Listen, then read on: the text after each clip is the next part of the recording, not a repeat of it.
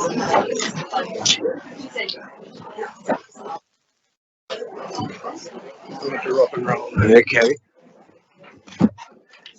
Well, ladies and gentlemen, McGarry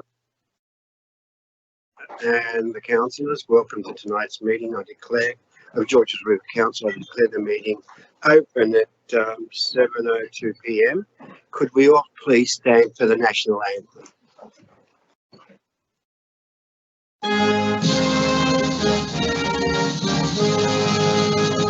Australians, all let us rejoice, for we are one and free. We've golden soil and wealth for toil, our home is girt by sea. Our land abounds in nature's gifts, all beauty rich and rare. In history's page, let every stage advance Australia fair. In joyful strains that let us sing, advance Australia fair. Beneath our radiant Southern Cross, we'll toil with hearts and hands to make this commonwealth of ours renowned of all the lands. For those who've come across the seas, we've boundless plains to share. With courage let us all combine to advance Australia fair. In joyful strains that let us sing, advance Australia fair. Provide Dr. George Foster on behalf of the Southern Sydney Synagogue. Dr. Foster.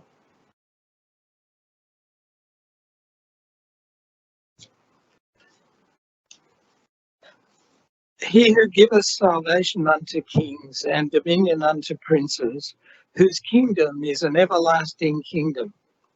May he bless the mayor and all the councillors and employees of Georges River Council. Guide them, we pray thee, in their deliberations, that they may seek truth and work together in harmony and understanding. May they pursue the interests of the causes of humanity in a spirit of reflection and dedication. We thank them for their devotion, enthusiasm, and commitment to their duty for their constituents. Bless the work of their hands. May it contribute towards the security and progress of the community and towards the welfare of every citizen of Georges River Council. And may our Heavenly Father spread the tabernacle of peace over all the dwellers on earth, and let us say, Amen. Amen. Please remain standing. I'd like to acknowledge the Bidjigal people of the Eora Nation, who are the traditional custodians of the land, waters and sky in Georges River. I pay my respects to elders past and present and extend that respect to all Aboriginal and Torres Strait Islander peoples who live, work and meet on these lands. Please, acknowledgement of Remembrance Day.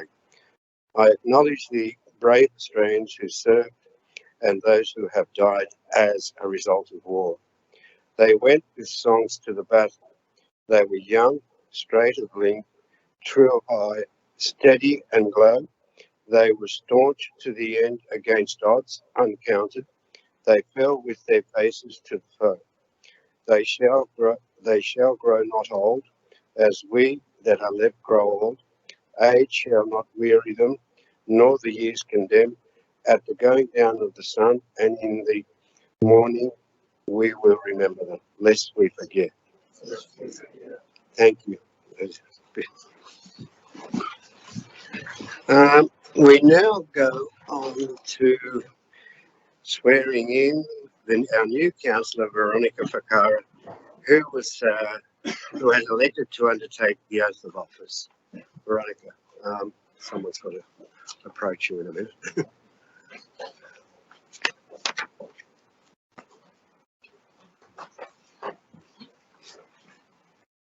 Can everyone hear me? Yes. I, Veronica Ficara, swear that I will undertake the duties of the officer of councillor in the best interests of the people of Georges River Council area and the Georges River Council, and that I will faithfully and impartially carry out the functions, powers, authorities, and discretions vested in me under the Local Government Act 1993 or any other act to the best of my ability and judgment. Congratulations, Veronica, Councillor. Congratulations.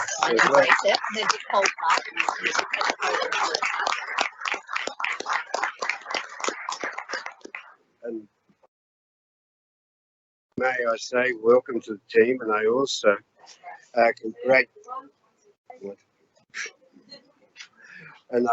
also congratulate you for taking up a post on this council.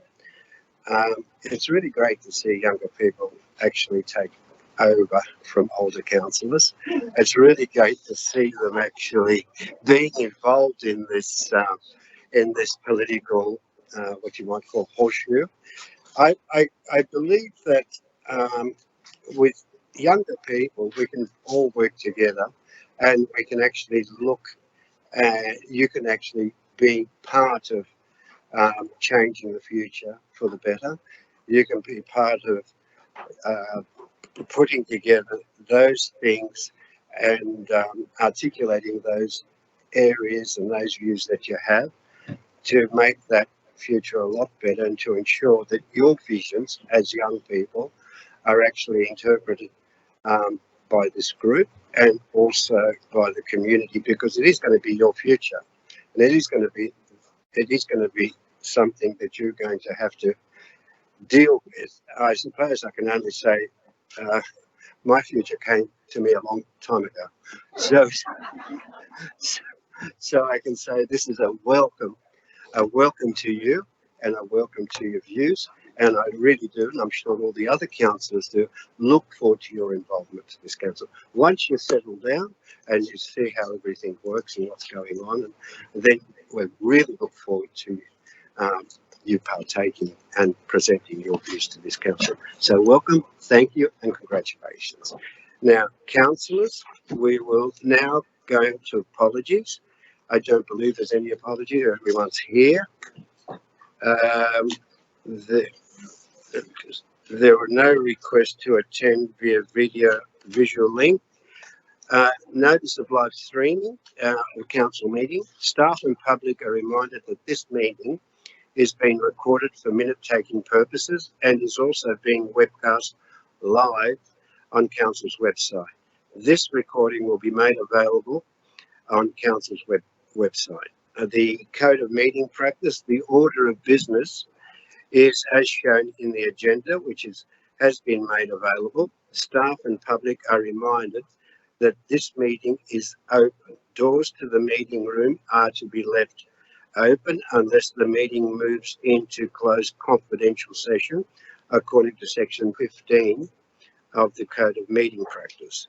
Council's Code of Meeting Practice prohibits the electronic recording of meetings without express permission of the council.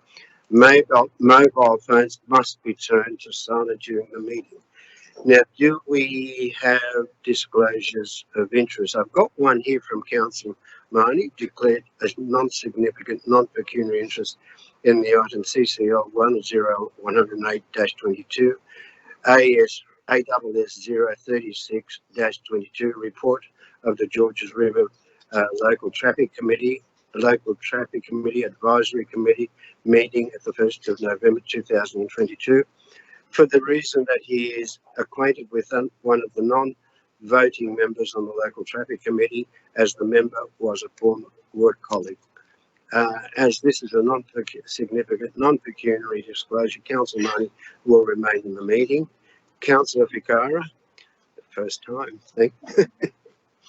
Councillor Ficara declared a pecuniary interest in the item CCL 116-22 Georges River Aquatic Facility Cars Park site assessment review for the reason of her employment. Councillor Ficarra will leave the meeting and not vote on this item. Now we go to public participation. There are 9 speakers tonight. Excuse me, Mr. Mayor. Sorry. I do have another disclosure I just submitted it 10 minutes ago. Oh, sorry, I don't have it on here. You just did it recently, right? Okay. We'll start with Councillor Bull, declared a non-significant, non-pecuniary interest in the item CCL-106-22, report on the Environment and Planning Committee meeting held on the 14th of November 2022, Environment 034-22, Beverly Hills Master Plan, consideration of options for the reasons that a family member is a registered speaker on this item. And as this is a non-pecuniary disclosure, Council Board will remain in the meeting.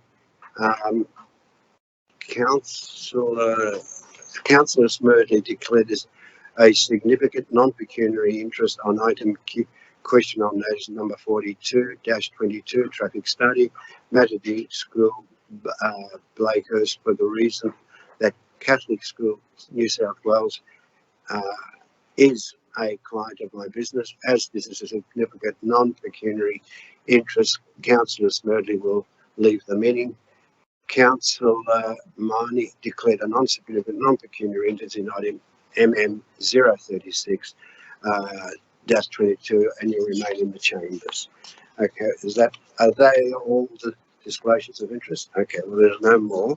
There are 9 speakers for tonight's meeting. Submission number 6 will be read to the meeting by the staff. I would remind the speakers that speakers have 3-minute time limit. The first sound you hear indicates that you have 1 minute remaining. So we'll start with Mr. Bob Jones, number 1, and it's got to do with the report of the Environment and Planning Committee meeting held on the 14th of November 2022, Beverly Hills Master Plan, consideration of option. Mr. Bob Jones, by all means. Thank you, Mr. Mayor and councillors. I have been requested to speak on behalf of many Beverly Hills residents who reside on the eastern side of King George's Road, some affected by the preferred master plan option 3. Option 3 identified 10 properties for acquisition for a new green corridor. However, the recommendation from the committee to tonight's meeting is not to proceed with the acquisition of these properties, and the residents support that motion. Council's report states that the key site on the corner of Morgan Street and King George's Road should be expanded to accommodate a supermarket to anchor the shopping centre. The site at this intersection is already compounded by extreme traffic congestion. What has not been disclosed is that a DA was approved in June 29 for the property on the corner of King George's Road and Stony Creek Road for a 1,500 square metre supermarket, 44 home units, 3 specialty shops and 203 basement car parking spaces. That was in accordance with the current controls of Georges River Council's LEP. So why do we need a 3rd supermarket in Beverly Hills? According to the report on option 3, Council's car park at Frederick Avenue will be lost to the shopping centre as an 8-storey development is planned on this site. Option 3 does not take into consideration that part of this site is actually directly above the huge Sydney Water Drainage Canal that runs through the property. This area is mapped as a flood zone. The residents want Beverly Hills Shopping Centre to be revitalised and are happy to accept option 3 and would like councillors to consider the following changes to the preferred option when they are discussing the master plan in their upcoming workshop if the recommendation from the committee is adopted tonight. 1. Remove from the plan the proposed green corridor between Morgan and Norfolk and the proposed link path between Norfolk and Beresford Avenue. 2. Not proceed with the rezoning of the R2 residential properties in Morgan Street, Frederick, Norfolk and Beresford Avenues that expand the B2 zone. 3. Reduce the height of the key site on the corner of Morgan Street and King George's Road to 8 and 4 stories. 4. Retain the existing council car park off Frederick Avenue and demolish the old toilet block in the Ray White real estate building to increase the size of this car park. 5. Reduce the remaining B2 sites on King George's Road between the car park and Beresford Avenue to 6 and 4 stories due to their depth. And lastly, remove from the plan those properties on the corner of Stony Creek Road and Lee Avenue shown as 6 and 4 stories so that they are retained as 9 metres in height. Mr Mayor and Councillors, there is no doubt that the proposed supermarket approved on the corner of King George's Road and Stony Creek will proceed, pending the final outcome of the master plan, which would then start the revitalisation of Beverly Hills. Council should also play its part in the revitalisation of Beverly Hills as soon as possible by allocating funds for streetscape and infrastructure improvements, as highlighted in option 3, and also apply for state government funding to assist in this process. Thank you, Mr Mayor and Councillors. Thank you, Mr Jones. The next person we go to is Chris Shannon, Mr Shannon, and he's talking on the same matter, the Beverly Hills Master Plan. Thank you, Mr Mayor and Councillors. Chris Shannon's my name. I work for Miko and Urban Planners. I represent the owners of 526 King George's Road and 15 and 17 Norfolk Avenue, Beverly Hills. I speak in relation to the Beverly Hills Master Plan. The owners don't support option 3, which has a base height of 6 stories with a bonus to 7, and a base height FSR of 2.5 to 1 and a bonus to 3 to 1, but importantly has a site amalgamation requirement of 4,900 square metres, which requires the acquisition of 12 properties, 4 of which will be for roads. In our view, the bonus incentives under option 3 are not sufficient to achieve the master plan outcomes and site amalgamation provisions. The owners do support the recommendation from council officers back on the 26th of July 2021 in its report that recommended a base height of 7 stories with a bonus to 8, an FSR of 3.5 to 1, and amalgamation requirements of 1,800 square metres. That was in the officer's recommendation was in response to a submission that the owners made to the master plan as it was exhibited that recommended 6 stories with a bonus to 7, which is the same as option 3, but importantly had a higher FSR of 3.1 to 1 up to 3.5 to 1 with a bonus, which is more than option 3, and had 1,800 square metre amalgamation requirement, which is less than the requirements now proposed under option 3. The owner's submission pointed out the misalignment between height and FSR and the feasibility of developing under proposed controls in the master plan, hence the officer's recommendation for the changes. So the owners support revitalisation wholeheartedly as envisaged by the master plan of the town centre. However, don't believe option 3 will deliver that revitalisation, particularly with the proposed heights, a reduced FSR and increased site amalgamation provisions. So unfortunately, the owners believe that the master plan won't deliver the outcomes as proposed.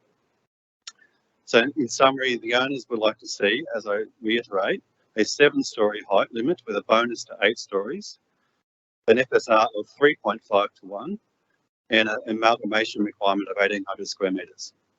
Thank you, Mr. Mayor. We now go to Mr Alan Haywire, and he will be speaking on the harmonised library opening hours. Thank you. Thank you, Mr Mayor and councillors. I know what you're all thinking. Who's this white-haired old bloke up here? Well, I'll put your mind at ease, folks.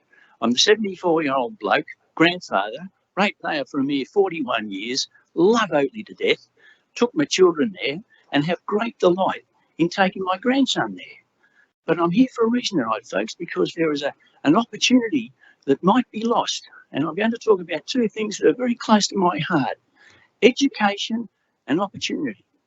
Now, you councillors had wonderful opportunities, and you've got a great chance tonight to rethink some of the decisions that you might be making. If we change some of the hours at Oatley, there will be consequences. Now, a media-savvy bloke like me uses these terms very carefully. There are consequences for these actions, and I'll give you 3 possibilities. The first is the 11-year-old boy from Oatley School comes down, knocks on the door, and blow me down, it was shut 2 hours ago. That's the end of the homework for that kid. What about the next day? The lady from Connells Point who goes to South Hurstville, and she wants to get some kids out books for her kids. She gets there at 10, the blooming thing's shut. So she has to go to work, no books for the kids, the assignment's not done. It's a mere ripple in society, but there might be some long-term effects. Or what about the young girl from Georges River High? Now, she's doing it tough. She comes from a single-parent family. There are 2 kids at home with mum. The TV's on. She wants to get ahead. She's got no safe place to study. And she turns up at Oatley, knocks on the door, nobody there. She looks, oh, it's shut at 1 o'clock now, 3 days a week. This can change. There is opportunity and there is hope. This community has got a wonderful resource, and the resource is children. And children need all the help they can get. Now, I'm not expecting you councillors to help every child, but I'm sure hoping you'll make it easier for all of them to have a fair go. In this community, there could be a boy who wants to be an entrepreneur, like Dick Smith. There could be girls who want to sail, like Jessica Watson. There could be a young kid with a bit of tuning and training, could be a great maths teacher, like Eddie Wu.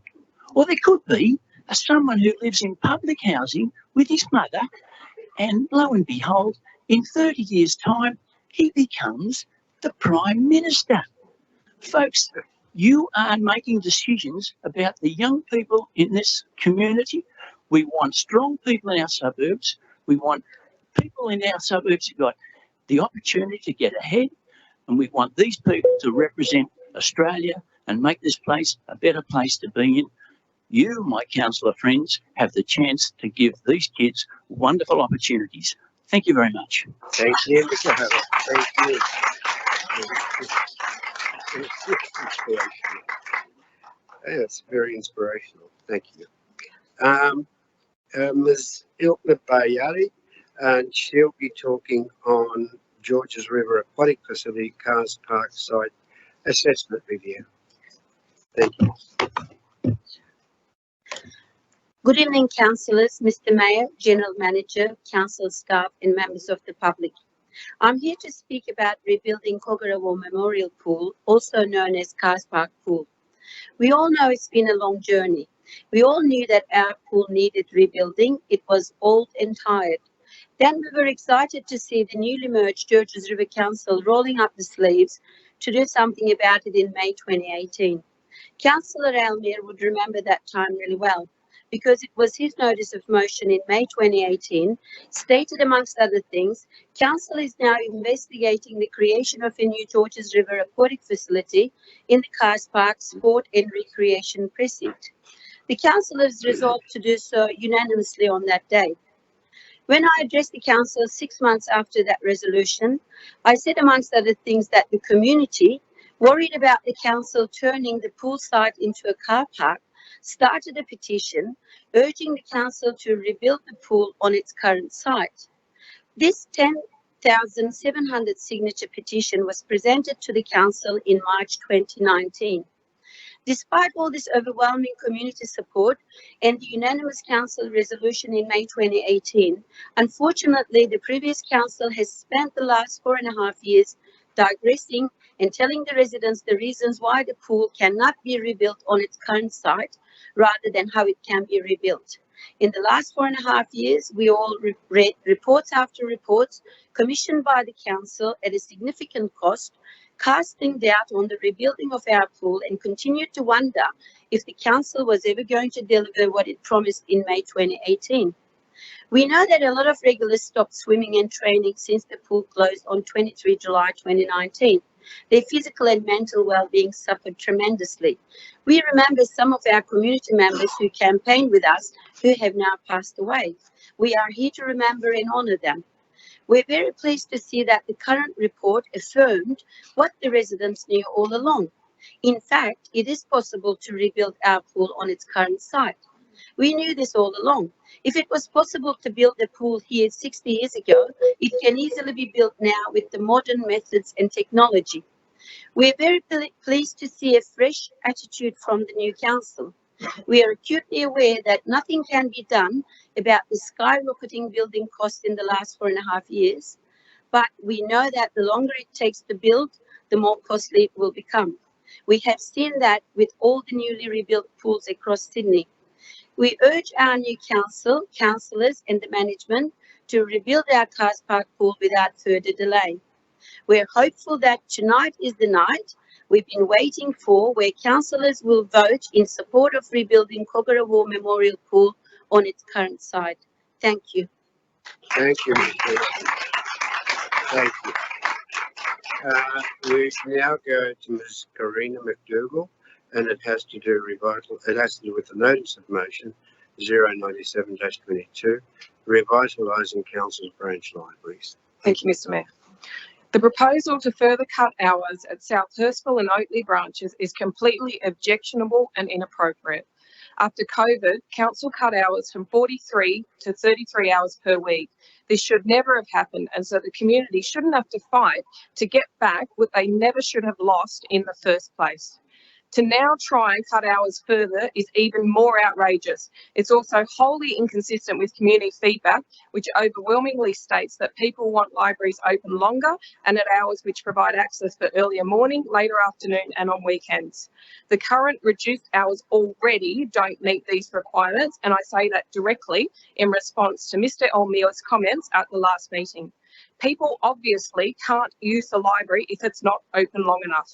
Indeed, Oatley Writers Group, who after many years of meeting at the library, have now moved to the RSL because the reduced hours meant they couldn't fit their meeting in. Our family also have to rush to get to our branch after school. How appalling. I also say that libraries are an essential community service and need to be open when people can use them. So instead of cutting hours, council should be looking at why numbers are not optimal and how they can be increased. If council had done this, then they would have discovered that the data in the report is completely lacking in integrity. In fact, South Hurstville and Oatley branches were closed for almost half the period when the data was collected. I'd love for council to explain how it can measure usage while the libraries are closed. And then the rest of the period was after closures of 12 and 5 months respectively, and immediately after lockdowns. So the timing doesn't respect normal usage anyway. Last week, Mr. Chris Minns MP started a petition seeking reinstatement of pre-COVID hours and revitalisation of the branch libraries. Many people have since contacted his office and said that they were not even aware of the proposed cuts. Not surprising really that council had not publicised this, and during the so-called trial, council used language like extension and increased community access, which was misleading and deceptive. And the survey run by council also included options for shorter opening hours only in the multi-choice question. Again, this is clearly stacking the data. Finally, the figures in the report comparing branches to other LGAs are incorrectly inflated, and no GRC branches open on Sunday as claimed. When corrected, these figures are drastically less than the averages for branches in the other LGAs. So GRC is already embarrassingly out of step with the rest of Sydney regarding library access, and this proposal makes it even worse. I also say that numbers are down because council has not maintained the 3 smallest branches, which are by far the oldest. Only the 2 biggest ones, which were built much more recently, have been maintained. Our branch libraries are dated and ageing, and an upgrade will attract people by modernising decor and facilities and introducing new spaces for reading, studying and meeting of community groups. People really need these spaces, especially after all the isolation from COVID. Council also needs to really improve the quality and number of programs and activities, especially for children. And finally, I'll be one second. And finally, council needs to do better at promoting our libraries. The website is terrible. It's not user friendly, and council has very poor engagement through social media. It's unbelievable but true. GRC does not even have a separate Instagram account for libraries. GRC has much work to do. Please get on with this. As a council, as the community are sick of the excuses and all the smoke and mirrors. We just want all our libraries back to pre-COVID libraries and our smaller branches upgraded and approved as they should and are as expected to be. Thank you, Mr. Mayor and councillors. We now go to Ms. Michelle Ford. It will be a written submission and has to do with the Cars Park site assessment review. Someone's going to read that out. Good evening, councillors. Hello, I'm Michelle Ford, a former Olympian, proud to have competed and won in sport's greatest showpiece, the Olympic Games. I grew up in Sans Souci and trained at the Cars Park pool before making my Olympic debut at the age of 13. Tonight, I voice my continued support for the rebuild of the Cars Park Olympic pool. Built in the 1960s to meet the needs of the community, the Cars Park pool became the breeding grounds of champions. Photos line the entry hall, a tapestry of Australia's sporting greats, admired by all and an inspiration to both young and old. And so you can imagine the shock and dismay that the community felt when the word came through in May 2018 that the pool would be closed for good.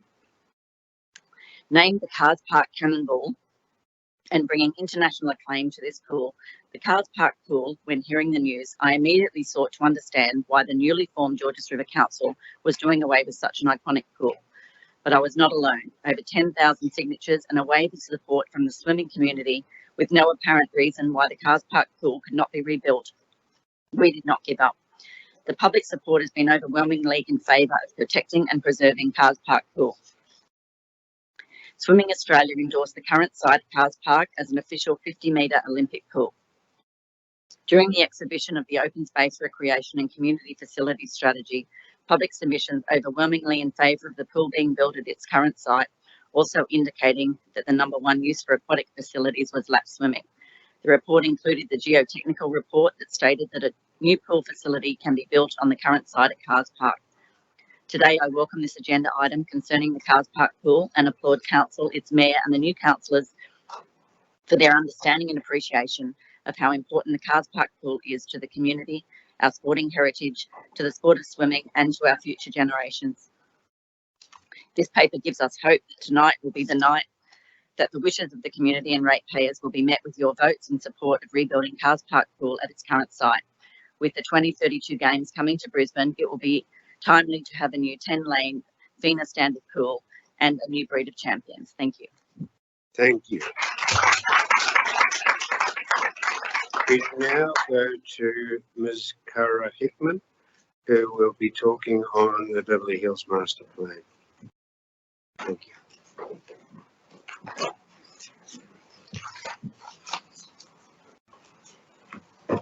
Turned it on. To preface, I ran through these points at the Environment and Planning Committee held on 14 November. I would now like to reiterate with some additions to all Georges River councillors.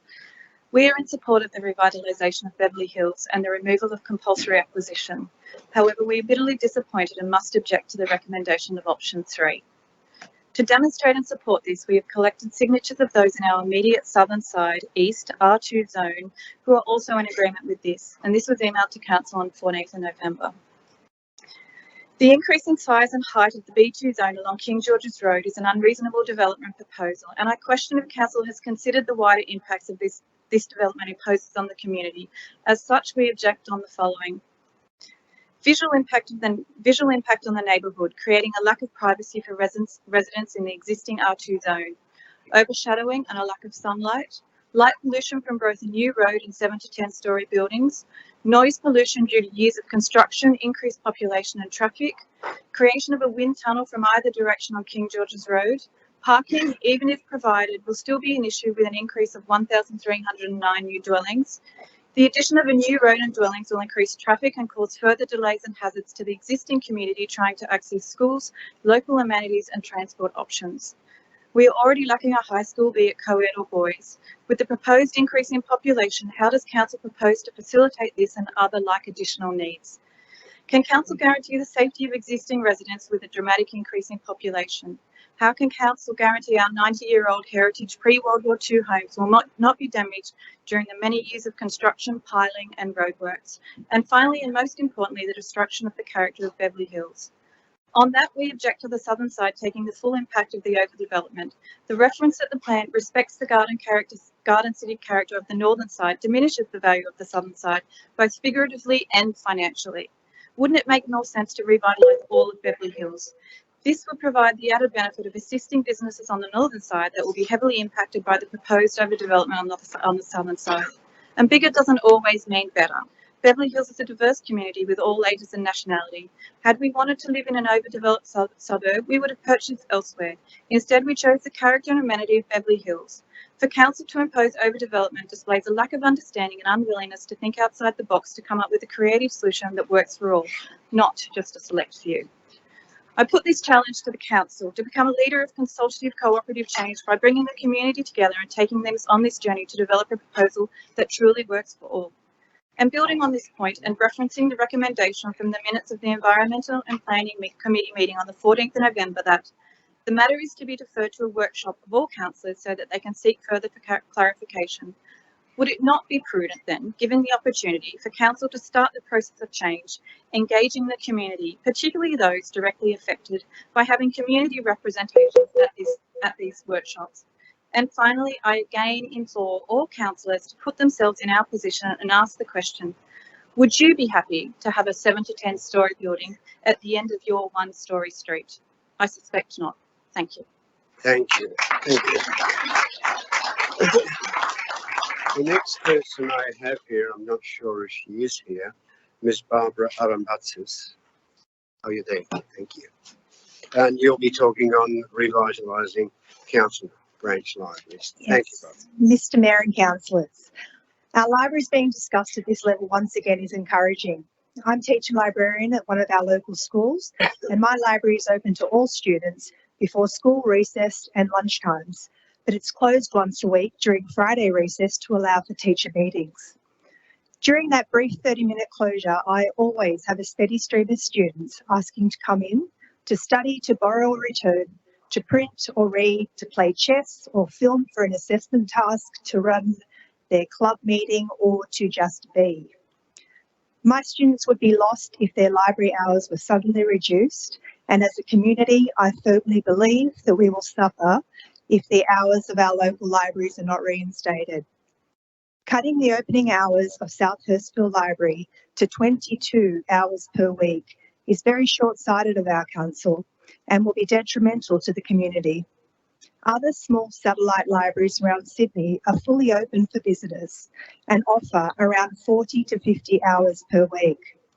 I draw your attention to Surrey Hills Library. Although larger in floor space, it's comparable in that it's surrounded by a diverse community and apartment living. It's open from 10 till 6 during the week and 10 till 4 on weekends. If you haven't visited, I urge you to do so because it's a really great example of how council has worked with an active community to revitalise and turn a really small library into a bustling hub. The space is valued by all. Library promotion and on-point programming provide a strong sense of place and of service. Small libraries are an opportunity for our council. South Hurstville is experiencing a steady influx of apartment living, and the library is meters from one of our largest comprehensive high schools. The need to maintain a reliable shared community place is essential. A gathering place, an information place, a place to relax and to connect. Sadly, however, South Hurstville Library is fast becoming a place of neglect.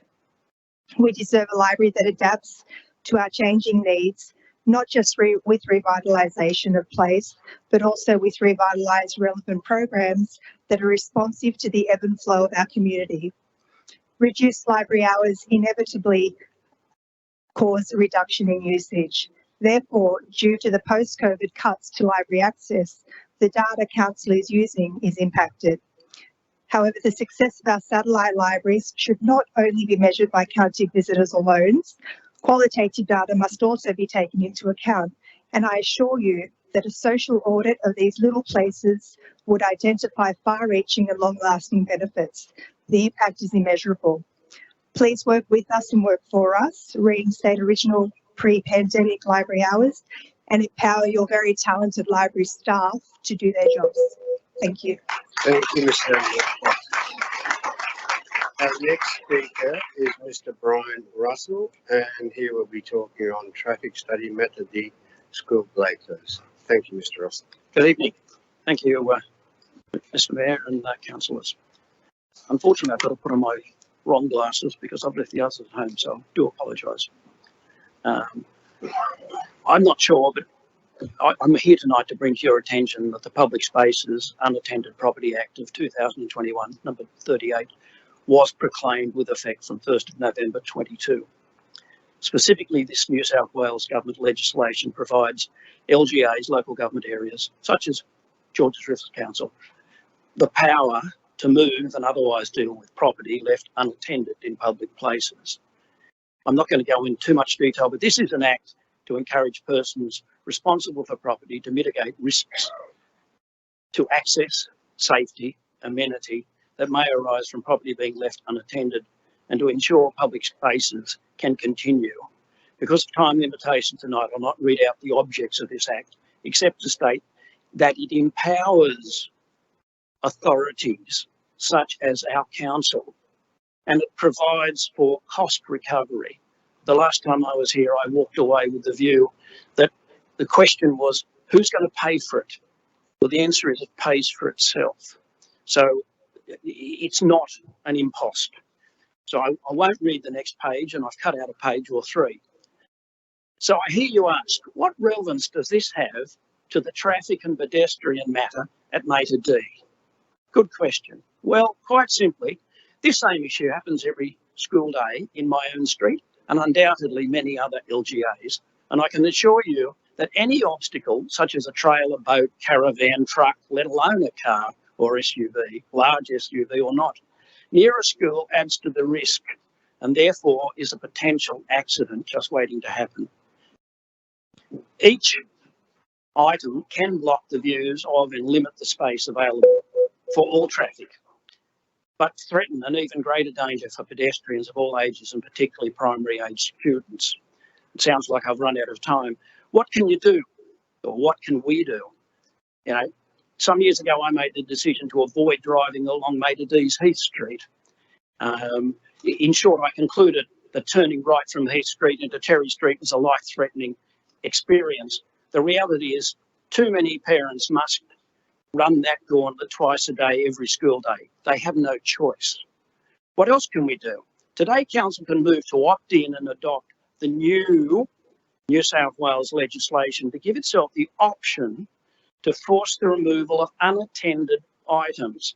In most streets in our LGAs, you will see boats, trailers, caravans, a myriad of others left unattended anywhere, everywhere, sometimes in the most inconsiderate and inconvenient places and without regard for others, and then remain there for extended periods of time. I won't read the next bit except to say, in summary, currently our council, it's my understanding that our council has no power to act to remove these items, but if it opts in to this new legislation, then at the very least our council would have power to act. The proclamation of this latest iteration of long-standing legislation removes whatever uncertainty there may have been in the past with the old legislation. So hopefully council will now move promptly to avail itself of the powers on offer. So I thank you for your time and hopeful thoughtful consideration of this matter. Thank you, Mr. Rossi. Councillors, that completes our addresses for tonight, the public participation. I will now ask for someone to move the confirmation of minutes of the previous meeting, and this the previous meeting was held on the 31st of October 2020. So moved by Councillor Almia, seconded by Councillor Marnie. Any discussion on this matter? There being none, I'll put it. All those in favour say aye. All those against say no. I declare it carried. Now you'll go, bear with me, and I have a few mayoral minutes to go through. The first is a condolence motion for Mr. Howard Wallace, former Hurstville Council General Manager. A bit of background: it is with great sadness that tonight I record the passing of Mr. Howard Wallace, the long-serving former Town Clerk and General Manager of Hurstville City Council. Howard commenced as a junior clerk in 1954 at Barabba Shire Council and continued his employment work at Concord, Rockdale and Marrickville councils prior to commencing at Hurstville. Prior to commencing at Hurstville in April 1971, he was Hurstville's Town Clerk and General Manager for almost 24 years and is one of the longest serving local government managers in the Sydney metropolitan area. Howard was held in high esteem by mayors, councillor staff and the broader community. He was considered by his peers to be the consummate local government manager. He had a long list of achievements of which he can be justly proud of. At the time of his retirement, he left Hurstville financially stable with a wide range of first-class community facilities and services. Howard was innovative, resourceful, persuasive, politically astute, and a neighbour par excellence, and a negotiator par excellence. At his retirement in December 2001, the accolades he received came from all levels of government, as Howard was recognised as the ultimate professional who had the ability to bring others on board to his vision. The Hurstville Aquatic Leisure Centre, Hurstville Library, and the highly successful Hurstville Council centenary celebrations, including the recognition of Hurstville as a city, are few examples of his litany of successes. The motion is, which I move tonight, that tonight is in recognising Howard's enormous contribution to our community. We offer our sincerest condolences to his wife, Robin, and family. I'll put that. All those in favour say aye. All against say no. I declare it carried. The next mayoral minute is the Oatley West Early Learning Centre, rated exceeding national quality. Background: I'd like to acknowledge and congratulate the team at Oatley West Early Learning Centre, who recently achieved a rating of exceeding national quality standards in Oatley West Early Learning Centre and first early childhood assessment and rating since opening in September 2020. Council's early learning centres are assessed by the Australian Children's Education and Care Quality Authority and measured against the national quality standards, education and requirements. Some of the areas where the centre performed exceptionally well were respectful and equitable relationships with each child, collaborative partnerships which enhance children's inclusion, learning and well-being, and effective leadership that builds and promotes a positive organisational culture and professional learning community. We commend the team at Oatley West Early Learning Centre for this wonderful achievement and for their outstanding work in providing quality outcomes for children. It's actually quite remarkable that the team were able to demonstrate an embedded philosophy in a few short years. The motion is that Council acknowledge and congratulate the Oatley West Early Learning Centre team, and that that the exceeding national quality standards rating be included in all promotional collateral for Oatley West Early Learning Centres. I'll put that. All those in favour say aye. All those against say no. I declare it carried. Now, last Friday we had the No Domestic Violence Walk, and background is that a 1,500 strong crowd turned up in support of Council's No Domestic Violence Walk from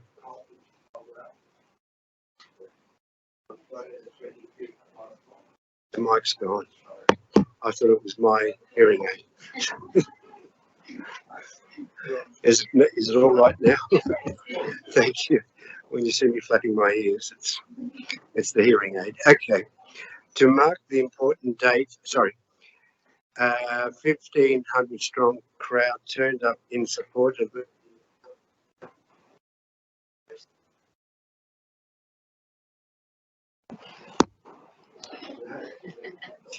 Can I have another one?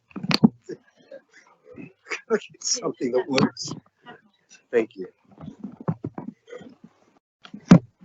Can you hear me? Thank you.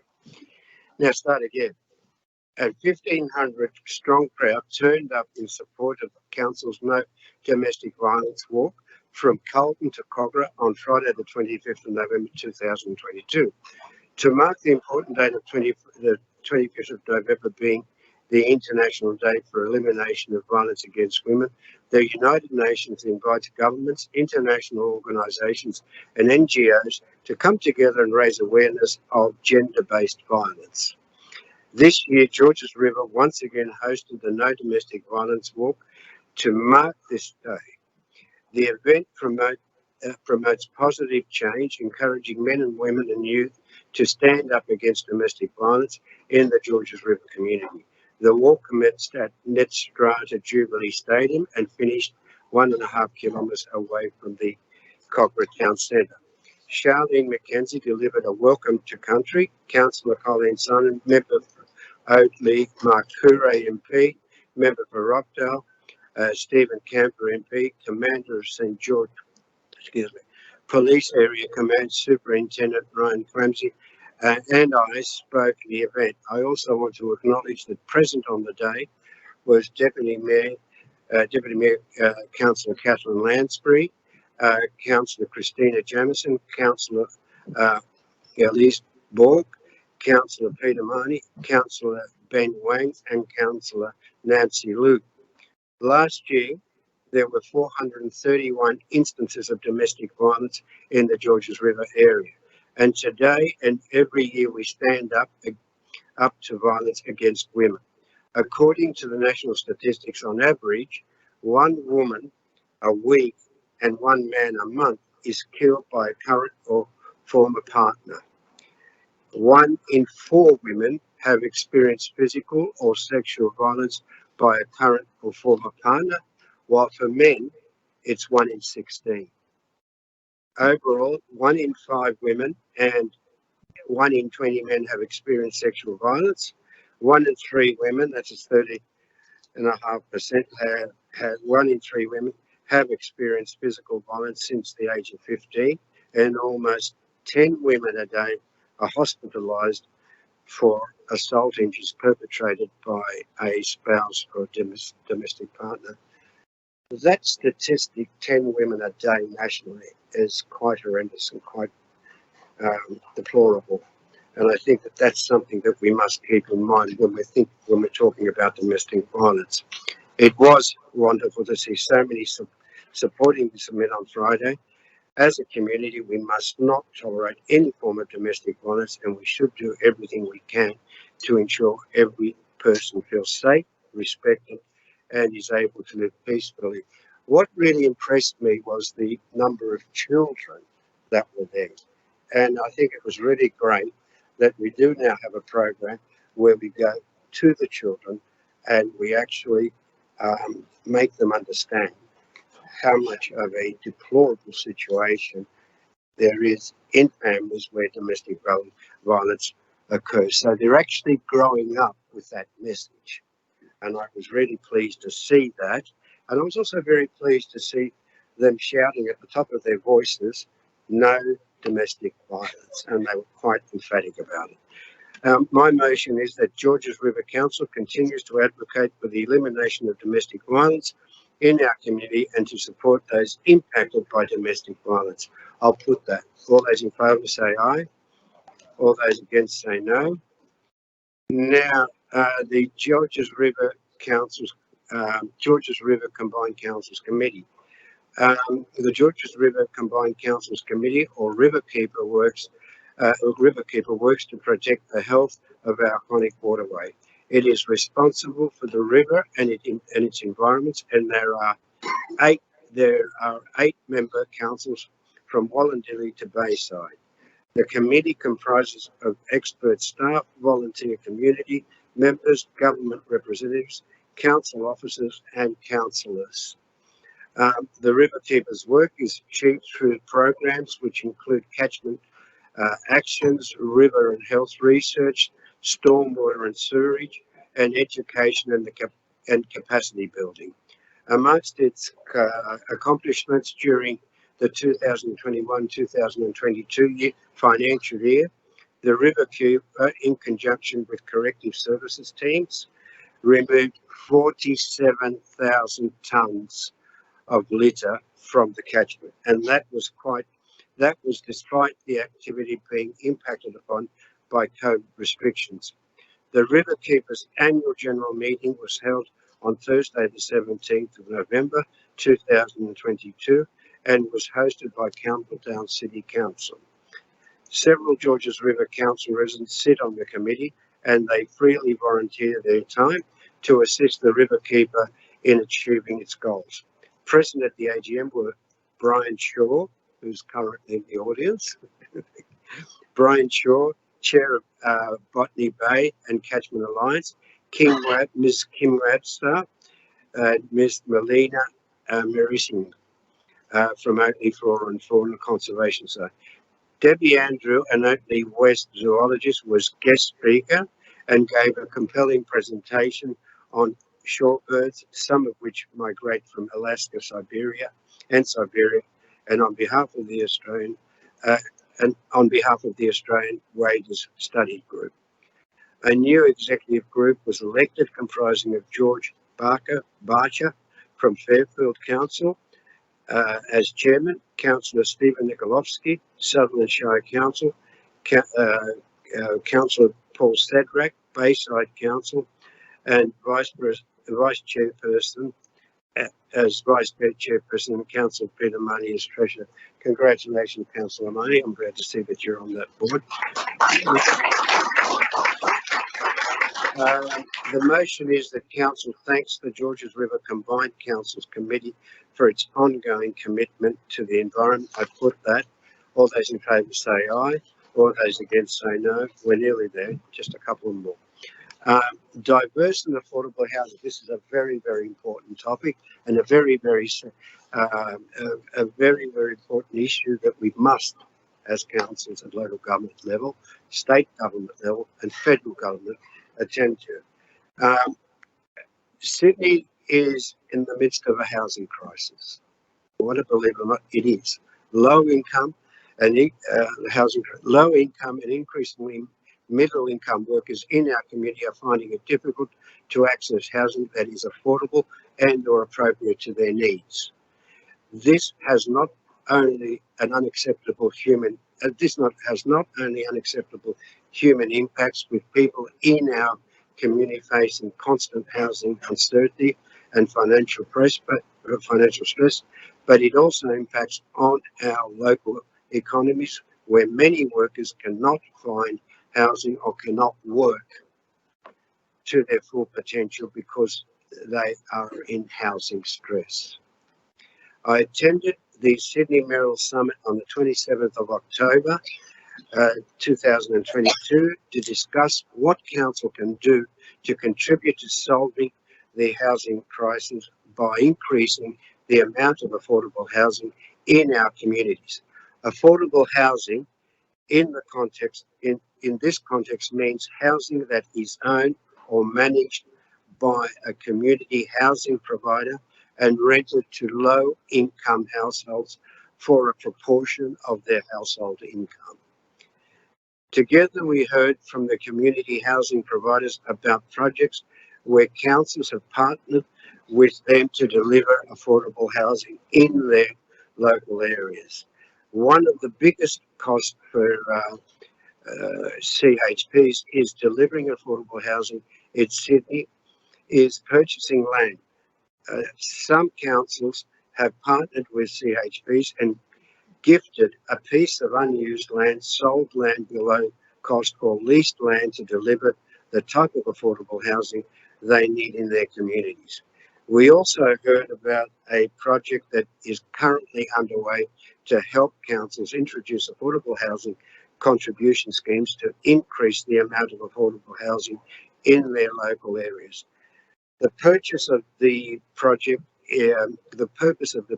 is to make the process for introducing contribution schemes easier for councils.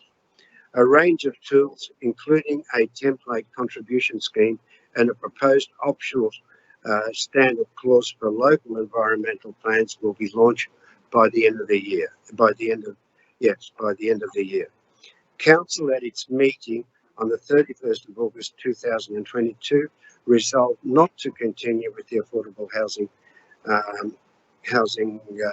contribution scheme in Mortdale, but the Environment and Planning Committee resolved at its October meeting to prepare an affordable housing contribution scheme for the Georges River local government area. The scheme will be based on Georges River Inclusive Housing Strategy dated August 2020. I recommend that Council resolve to undertake a review of our landholdings and identify if we have land that is unused, or if there is land that where we are considering doing something with that has potential for affordable housing. I also recommend that Council investigate how we can use the work of Resilient Sydney, including data being collated and used, being collated and use our planning controls to increase the amount of affordable housing in the local area. This includes consideration of how an affordable housing contribution scheme and target setting can be implemented. Finally, I recommend Council work with the Resilient Sydney to jointly advocate the federal and state governments to establish effective policies and programs for the delivery of affordable housing in our community. Look, let me say this, these are all great words. We all hear this at local government level, we hear it from members of the state, we hear it from federal members. And I've been on this planet for a long time. I've been hearing this year after year after year.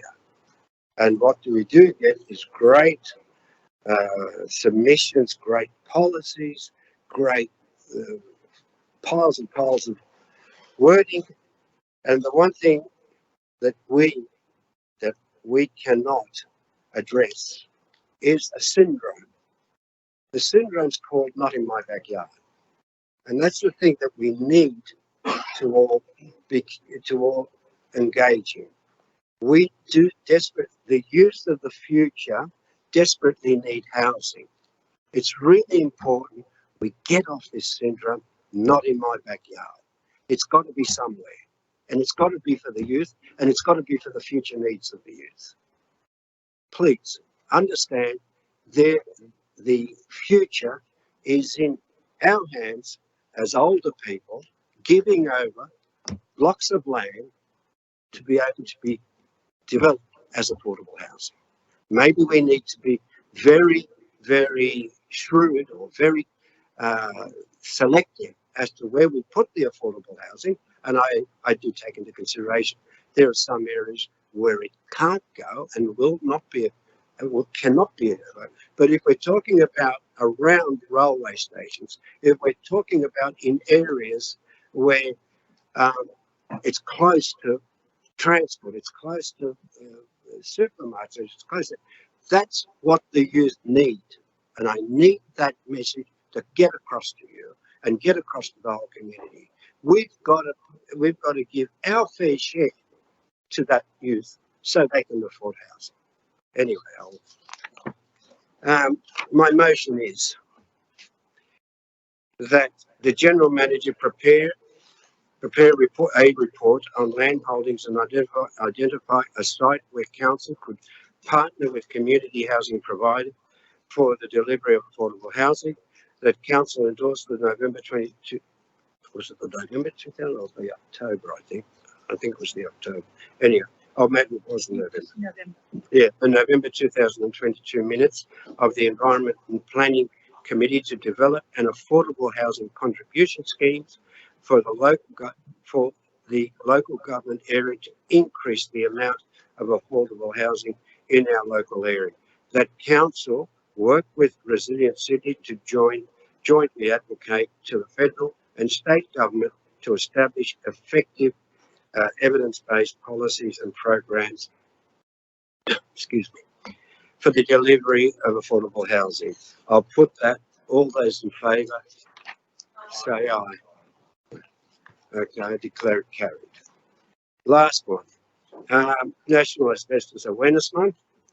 The Asbestos Education Committee invited Georges River Council to be part of the 11th National Asbestos Awareness Month campaign during November 2022. The aim of the National Asbestos Awareness Month is to increase awareness of the danger of asbestos when renovating or maintaining homes, particularly amid the continual renovation boom and the trade shortage.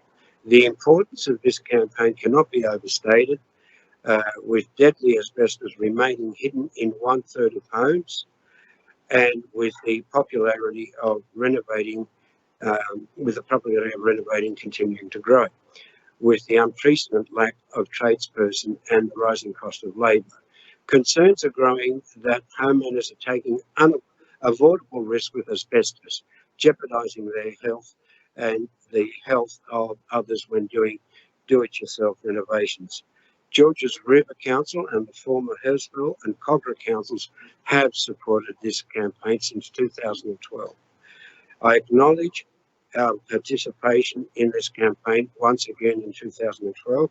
Council promoted the campaign on our website by providing links to the Asbestos Awareness website, which provides access to materials such as the Ultimate Renovator's Guide video, the 20-point safety check, a homeowner's guide to identifying asbestos-containing materials, and a tradesperson's guide to asbestos.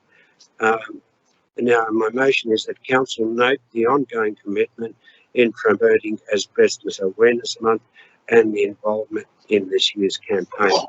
I'll put that. All those in favour say aye. All those against say no. I declare it carried, and that's the last of the minutes. And we now go on to, sorry.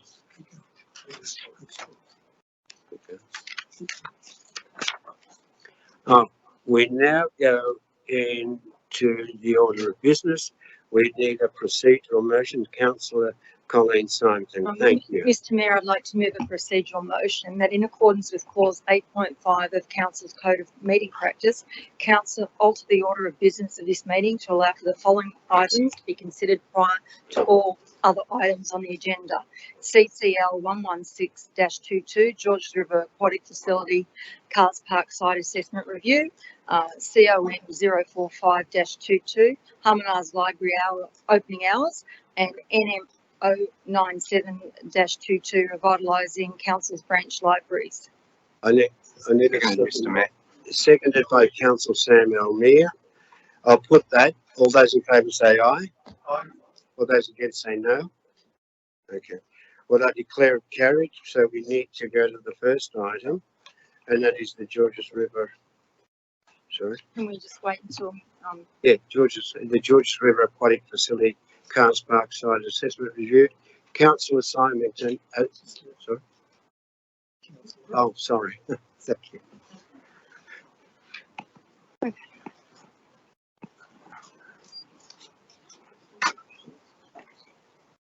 Councillor Simon, as the chair, I give you the call. Thank you, Mr Mayor. Ms McKinley has amended recommendation that I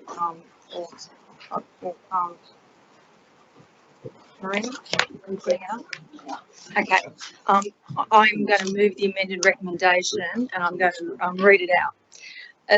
The council notes and receives the findings and recommendations of the Georges River Aquatic Facility Cars Park Site Assessment Review.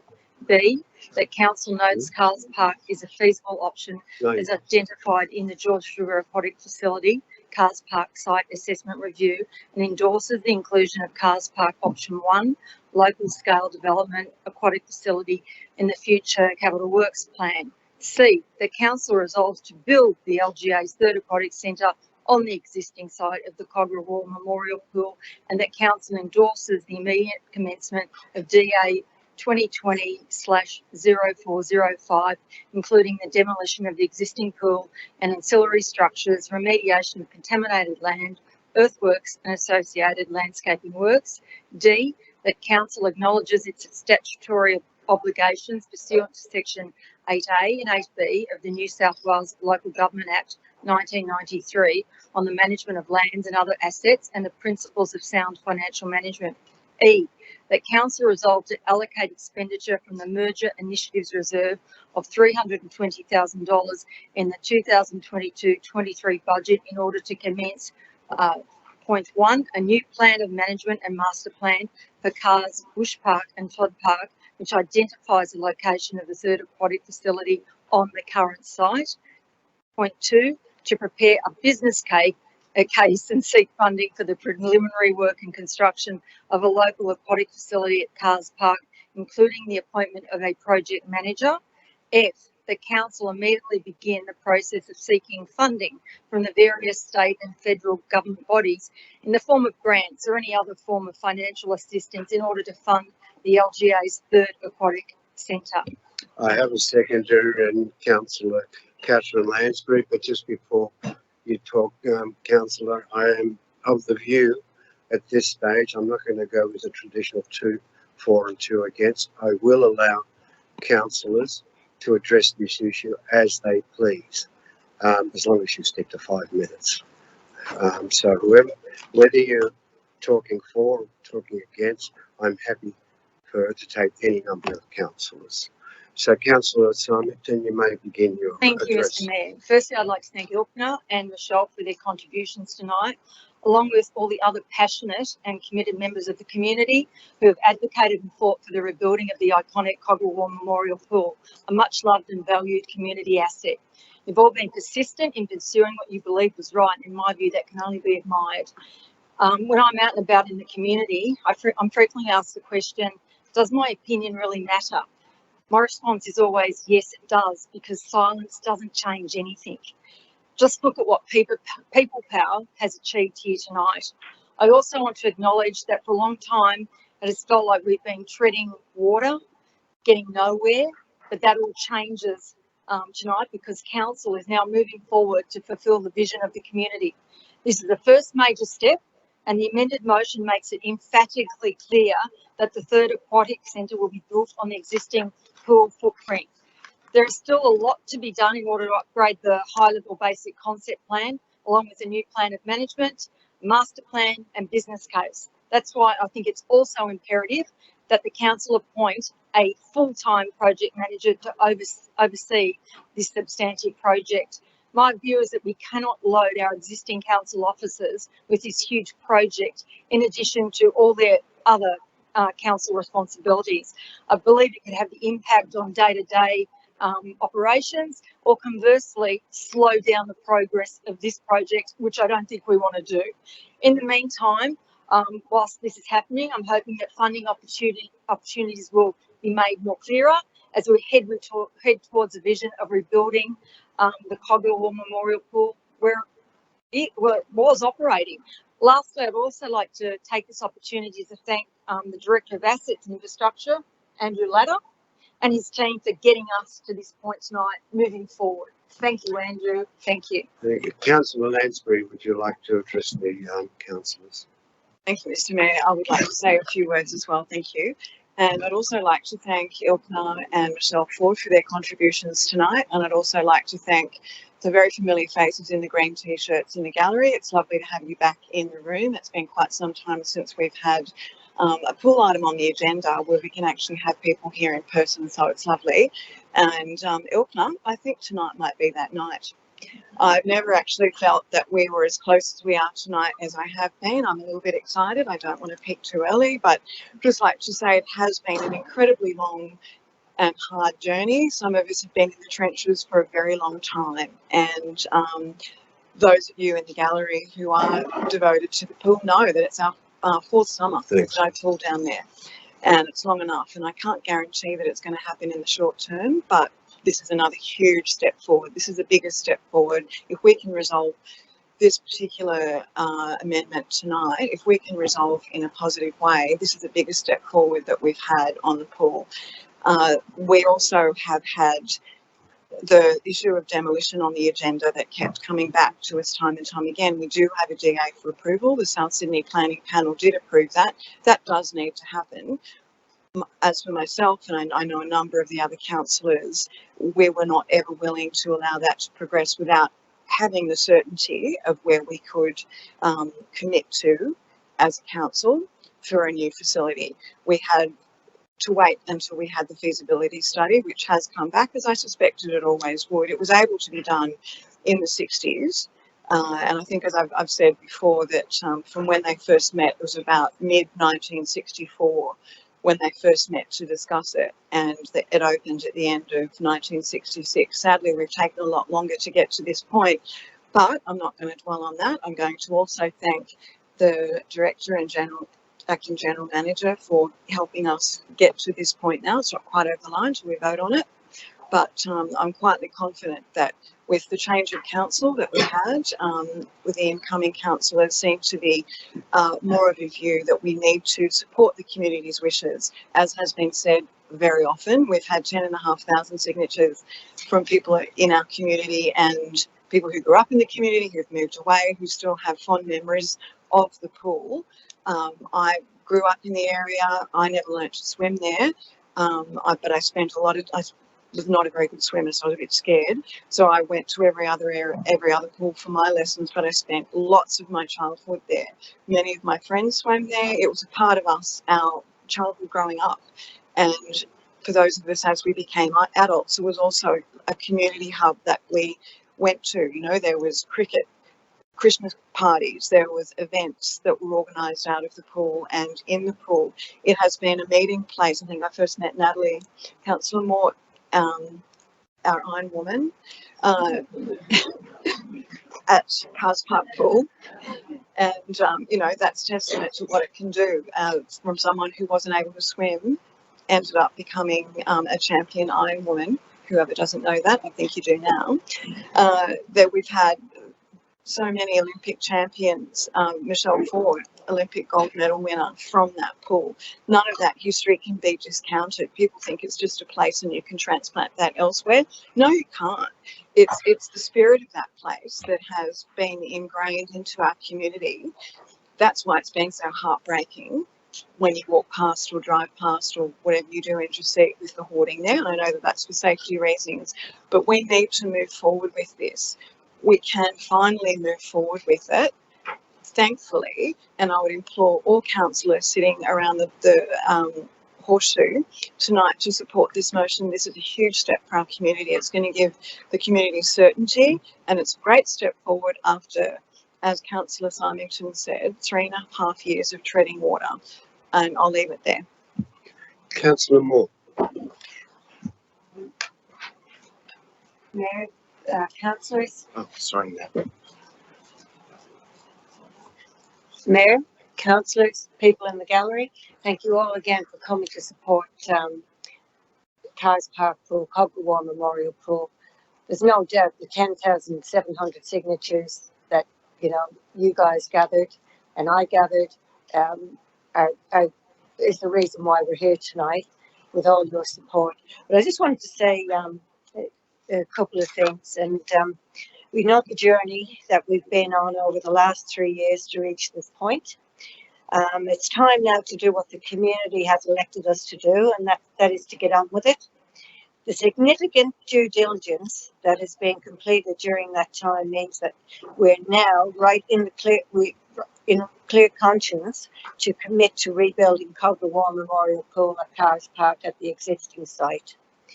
I'm not going to go over all the reasons again as to why this aquatic facility is so vital to the community and so close to my heart, which everyone knows it really is so close to my heart.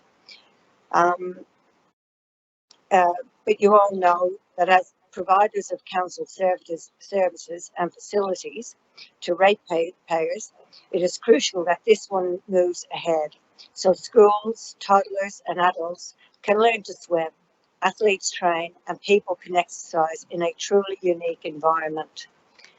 Cars Park is a magnificent sporting and recreational precinct. This new aquatic centre deserves its place there.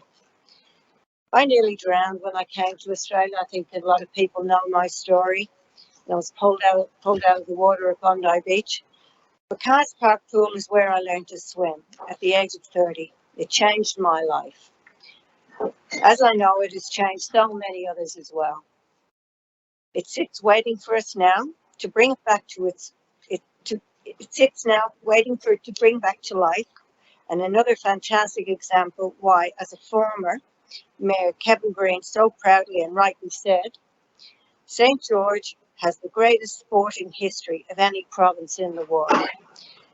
Please now, it's time to build this incredible asset to serve generations to come, knowing the unbelievable contribution it will make to the lives of so many children and adults in our LGA. Thank you, and thank you for Thank you, Councillor Moore. Councillor Elmia. Councillor. Thank you, Councillor. Thank you, Mr. Mayor.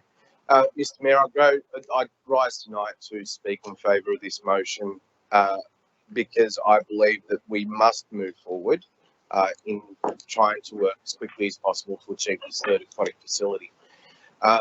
Many people in the gallery will know my position in the past on this thing, and I have tried to articulate the message as clearly as possible. However, sometimes I do recognise that things can get a bit emotional, and sometimes we don't see past the message that is being sent or spoken of. From day one, Mr. Mayor, in originally putting this motion up to council, I spoke of the need that we need to revitalise or to build a new aquatic facility, and some of the former councillors will remember that back in May 2018. I'm glad that we are at this stage. Yes, there could have been circumstances where we could have sped up the process. However, I do believe that it's good governance to go through the mechanisms that has got us to this point. And that being is that we have to sit there and compare apples with apples, look at the best opportunities that may be presented to the future, and then further and most importantly, how we're actually going to fund such a project. Because it's critical that it comes back to money, right? In saying that, I understand everyone would love to be able to purchase, build a pool tomorrow, fund it, get it over and done with. However, the truth of the matter is that we desperately need money for this, right? And if we can achieve that funding, which I'm even more, I'm happier that the motion actually states the council can immediately begin the process of seeking funding from the various state and federal government bodies, because this is a project that we've seen, councillors, that's going to cost in excess of $100 million, right? $100 million is no small feat. Yes, you've got the building or whatever it may be, maybe 50, 60, $70 million, and you've got remediation costs, you've got all those things. I think what's most important is that we proceed to that point. If the community is obviously very passionate and how it has a very strong sentimental connection to this pool, however, we need to be serious about how we're going to build it and move forward. Now, I take on board comments that have been made by member for Cogra and New South Wales Labor leader that should his government be elected, he will fund this pool, right? And I understand that, at any time, this is always going to be assessed from a cost perspective, right? That's why you need to do a business case, right? I'm only just speaking sense here, but I think it's important that everyone is well aware of the implications that this has down the track. At the end of the day, I'm not going to sit here and be a hindrance to this moving forward. I'm just saying, let's just acknowledge that those things will come up, and I'm happy to support this motion to see how far we can, how fast we can get this pool done. Thank you, Mr. Mayor. Thank you, Mr. Councillor Amir. Councillor Lisbon. Thank you, Mr. Mayor. I just wanted to ask a question first, and then if I could speak in favour of the motion, just through you to the General Manager. I would just like if the General Manager could provide a rationale to the community why Council thinks it's the right time to demolish the pool immediately now rather than at the same time as construction. If we could just have an explanation of that, and then I would like to speak in favour of the motion. Mr. Mayor, I might just flick past that one to the Director of Assets and Infrastructure. By all means. Through you, Mr. Mayor. The reason that we've actually elected to do this now is because there's no difference in costs. So we've actually separated the demolition and remediation of the site from the overall pool project. So they are two separate projects. So there would be no additional cost imposition. The cost of demolition and remediation remains the same. Thank you, Mr. Lau. If I could speak in favour, thank you. So I fully support the motion as put tonight by Councillor Symington, and I'm very excited that we're finally at this point. I'd also like to thank the community that is basically the reason that we have had success in this motion. I'd like to also acknowledge the councillors of the former council who have also voted in support of the community to help us get to this point tonight, and also to the new management of the council that has also brought us to a positive resolution tonight. I just wanted to say this is also a win for democracy. There's 4 of us that are sitting around this table tonight as councillors from the Georges River Residents and Ratepayers Party. We met over this campaign for the pool. We formed our political party on the back of the campaign to rebuild the Cars Park pool, and this is us now saying if you don't like something, you can run for election and you can have your vote on council or wherever it is within government, and that is democracy at the heart of democracy, and that's what we plan to do tonight. So thank you. Thank you, Councillor Ball. Anybody else? Well, I'll just say a couple of words. I think everything that is felt by the councillors around this horseshoe has been said, but just a couple of little things. The first thing is that we cannot and will not quote figures. I don't think that quoting a figure of X amount or X plus or anything like that is going to help the community in any way. The reason why I say this is because we have some, what you might call nowadays, it's a new word that's come into the vocabulary, a high level concept plan, which basically means a basic plan. High level means that we really haven't looked at it in detail. So we do have a basic concept plan, and I suppose we have some costings, but it's in this concept plan is in its neonate stage, which means that we've got a bit of work to do, quite a lot of work actually, to do. And before we can actually come to the community and say, this is our business case, this is how much it's going to cost, and this is where we're going. We do know what we'd like to have there. As an architect, I know you get a briefing statement. We want this, this, this, and this, almost a menu of the things you wanted, like for instance, a 50-metre outdoor pool, a 25-metre, training pool, etc., etc., etc. You know, amenities. We know what we want, and I think we have an idea of what the community wants. I think that's very important. We have an idea of what we think is palatable in terms of a budget, but we don't know. We can't really come out and say, this is what we need. And, you know, you can quote a figure or whatever you like, but what's important is we're going to do our wish list first. We're going to do a design. I personally believe that what we should have, and I'm still to put this to the council, what we should have is a select group of architects doing a competition to come up with what might be the most appropriate design. It's the only way you're going to get best value from architects, I can tell you that now. You don't just select one architect and give them X amount, 10%. If you want them to compete to come up with the best figure, you put them into a competition and they will, really work their hearts out to try and win it. Because you might even get a really good design at a proper budget with reasonable fees. Now, that's one thing. The other thing that's important, as I said, we've got a long way to go, but there are a couple of things that we need to understand. There are things that can be done concurrently, but not consecutively. In other words, there's a master plan. There's a whole lot of things. They can be done together, but we cannot impose that extra workload on the Assets and Services Directorship and his team and assume that they can keep going with what they do on a daily basis. Fill the potholes, fix the footpaths, fix this, do that. On a daily basis, they've got a lot of work to do. As made hard by COVID, but on a daily basis, they do have a lot of work to do. And as Councillor Symington alluded to, and that was something that I brought up a long time ago, we need a project manager. We need someone that's going to be dealing with it on a daily basis. It's really something, because we're going to get this going and really pushing it. We need a facilitator. We need someone that's there and they've got a program, they've got deadlines to meet, etc., and work in with our directors. So that's the thing that we're going to do. We do have a long way to go, but if we become really efficient and really how can I say, set our plans out really well, we will achieve our goals. The community wants it. They've been wanting it for a long, long time. This is a new era.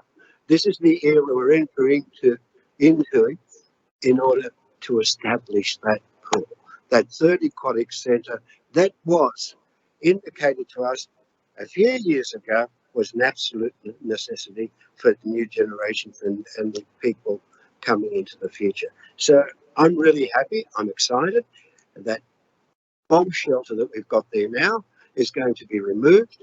And I think the idea of, and look, the other thing too is we've gone for a long time with it not being decontaminated. It has to be done. It has to be decontaminated. We've got the DA for it. We've got a commitment from, hopefully, when we vote for it, we've got a commitment from the councillors that we're going to unanimously go ahead with it. So that decontamination has to take place sooner than later. So I commend Councillor Symington's motion. Do you want to ratify, Councillor Symington? Because nobody's spoken against it, so I'm quite happy. Sorry? No. Just a minute. They're working. Now, okay, so I think we actually have to vote one by one because it's a DA or something. All right, well, Your vote, please, Mr. Mayor. For Councillor Amby Haperham. For. Councillor Borg. For. Councillor Elmere. For. Councillor Fakaran. Oh, sorry. Councillor Jamison. For. Councillor Kanjarski. For. Councillor Lansbury. For. Councillor Luke. For. Councillor Marnie. For. Councillor Mort. For. Councillor Smerdley. For. Councillor Stratokopoulos. For. Councillor Symington. 100% for. Councillor Wang. For. Unanimous. Well, congratulations, councillors. Congratulations. Congratulations to the community. We now move forward and we now get to go to the next subject. And is the harmonised library opening hours. Councillor Liu. Thank you, Mr. Mayor. In relation to this item, COM 045-22, harmonise the library opening hours. I've got an amendment. Details are here. I can read out and how would I provide those details to the staff? Actually, in general, the increase the opening hours of the smaller library, but in detail, that a council approved. Councillor, excuse me, Councillor Liu, I think Councillor Lansbury has an issue. Could you please?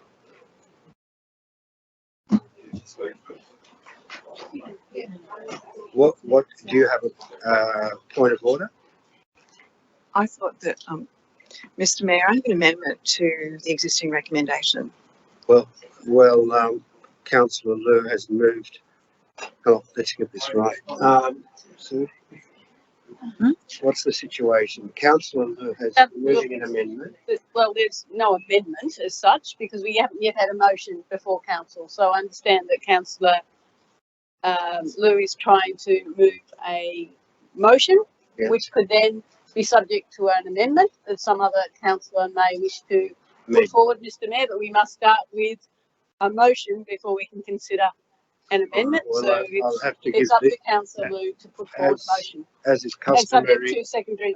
Councillor Liu is the chair of the Community and Culture. You're moving a motion. Okay.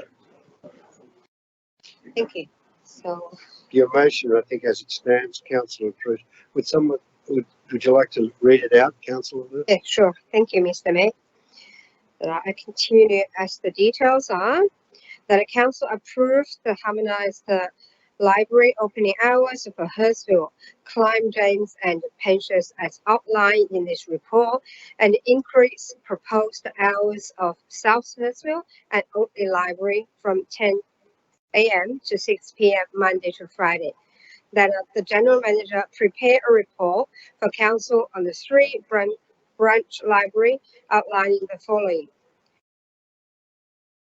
Options for increasing the utilization and visitation of our branch library and after-hours access through the integration of technology and floor plan upgrades, and options to increase service provision at each location within the addition of customer service, extra community programs, and hiring of space for community use. Thank you. I have a second by Councillor Neer. No, it's Councillor Liu. That's very reminiscent of another motion that's proposed by Councillor Lansbury. I suppose it is. I'll have to refer to you again, Sue. What's the story with this situation where there's already a motion in place? Again, if this motion is seconded, the matter can be debated. If it has a seconder, if this also deals with a matter that's on or similar to something that's being considered later in the evening, that might make that later motion of no value. But there's nothing to prevent a earlier motion, if provided it deals with the matter before council to cover a number of things. And as I understand, this is about the way in which the library is open. You could include a number of matters in this motion. So your viewpoint on this is, if it's moved and seconded,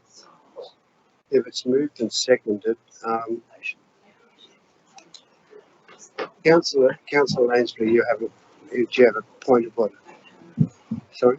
Thanks, Mr. Mayor. I'd already foreshadowed that I was moving an amendment, and I actually provided the amendment to council officers earlier today, and unfortunately told Councillor Liu what my plans were, and it seems like she's decided to burgle my other motion and try and get the credit for themselves. So I'm going to, my motion that I had submitted to council officers today was to amend the original existing motion, not Councillor Liu's motion, was that council approved the proposed library opening hours for district libraries at Cogger and Hurstville and the branch library at Penshurst as outlined in this report. The branch libraries at Oatley and South Hurstville shall be open Monday to Friday 10 a.m. till 6 p.m. and Saturday 10 a.m. till 1 p.m. Councillor Lansbury, I'm sorry, but I'd like to stop you there. We do have a motion in place. We have a seconder, and at this stage, you may be amending a motion, but in what way? I think the only thing that I can do here is actually see what your motion is and see what compare the two of them. Sorry, can we have Councillor Lansbury's motion up too?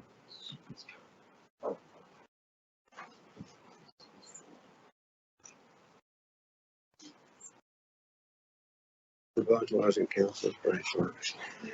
So which one's, this one's the council's, that's Councillor Lansbury's motion, which what you see up there, councillors. And we can go down a bit so we can read Councillor Liu's motion. No, that's my next motion. Sorry? If you scroll down further, you can also see Councillor Lansbury's amendment. Councillor Lansbury's amendment. The council approved the proposed library openings for the district libraries of Cobra and the branch libraries. Sorry. This is a bit of a difficult situation. As outlined in this report, the branch libraries they seem to be the same motion but for different items.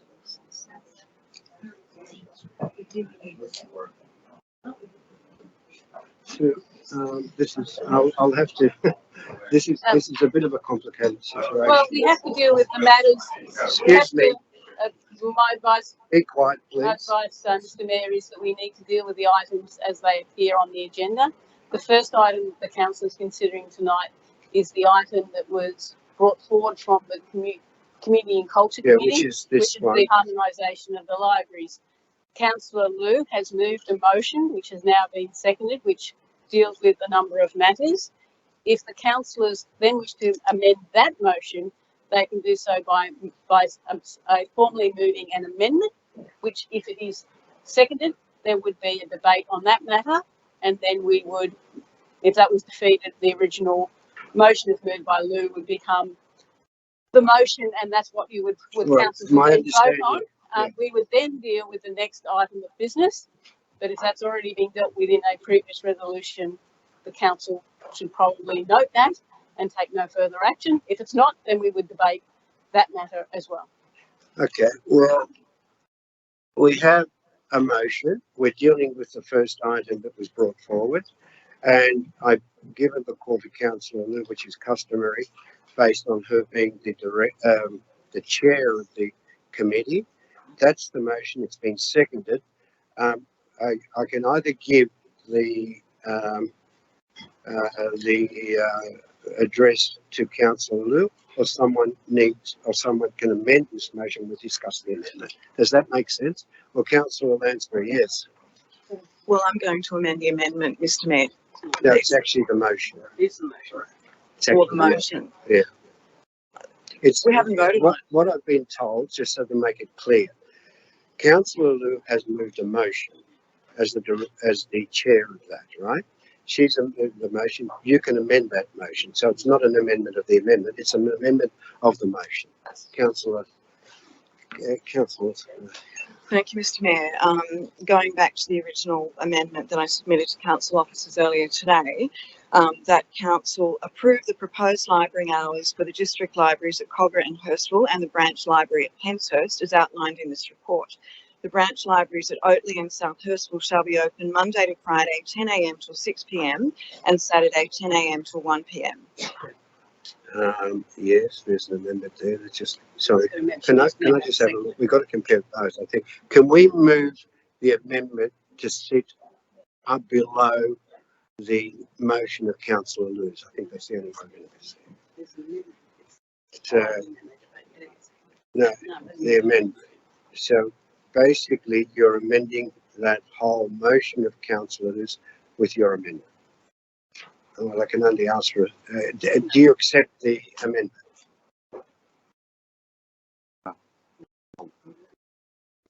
It's your motion, better.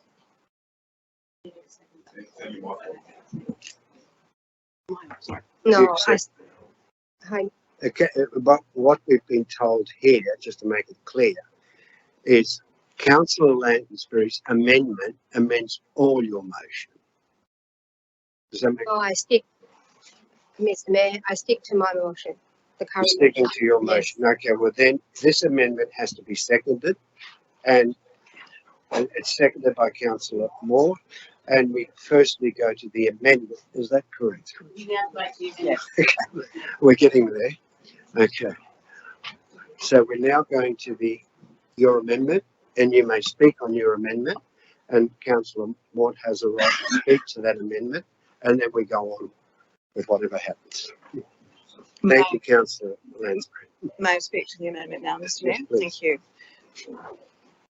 To everybody in the gallery for this confusion. Ultimately, it appears that we're all in furious agreement tonight that the library hours need to be extended and they need to be revitalised. But I'm quite confused because at the Community and Culture Committee 2 weeks ago, all 5 of the Liberal councillors voted against my deferring it to the council meeting for us to discuss returning the library hours to their original hours. It seems to me that you guys are just trying to be clever. Yes. Yeah, so that we don't get ahead of ourselves, there was a proposal to defer it to a council meeting. Right, when you defer, you're not making a suggestion at all.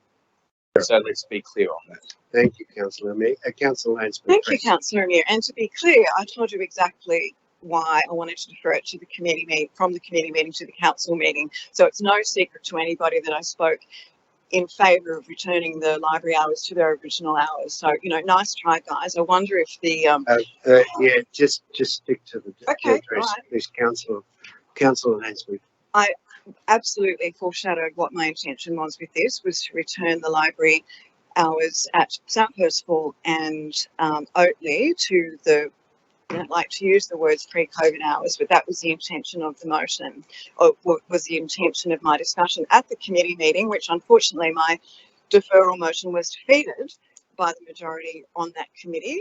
Fortunately, we're able to discuss it here tonight. But I must say it's lovely to see that they've had an epiphany, and they're now not only wanting to increase the library hours rather than reduce them, but they've now decided they needed revitalising. So, let's combine the two, get Councillor Lansbury's name off the motion and let's bags it for ourselves. Could this have anything to do with the letter we received from the member for Oatley, Mark Courage, today, addressed to the Mayor?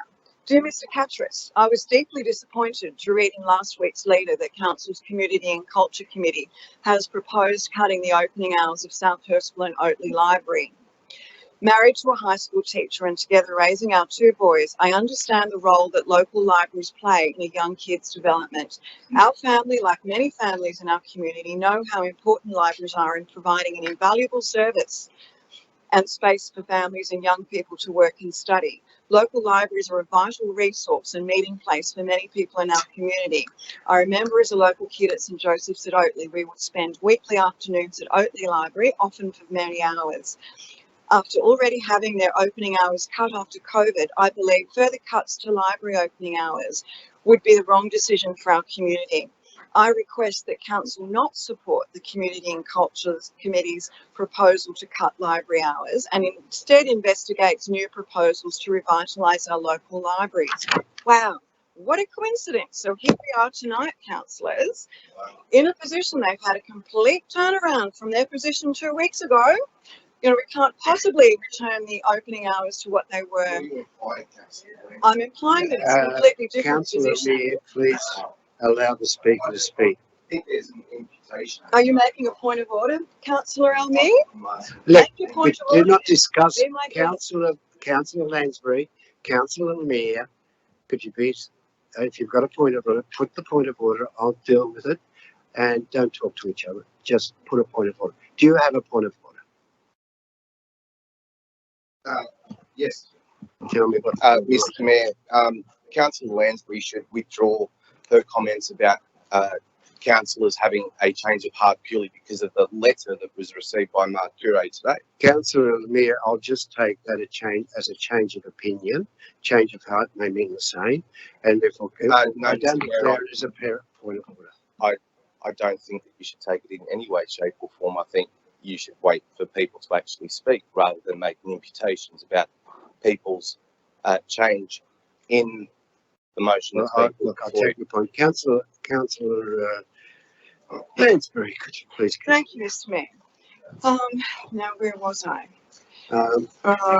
Something about the actually, letter. I just want to put politics aside for a minute because I think what they've been lost, this whole thing has been hijacked. We had three amazing speakers in the room tonight talking how important local libraries are to the community, and this has been hijacked because people realise they've possibly just changed their mind miraculously because we happen to get some correspondence from the state Liberal member for Oatley. The member for Cogra has had a petition going for a week or so since their office became alerted to the fact that there was the potential that these library hours might be reduced. Our community doesn't want the politics, councillors. Our community wants their branch libraries to have their hours restored to what they were pre-COVID. Sorry to use that term.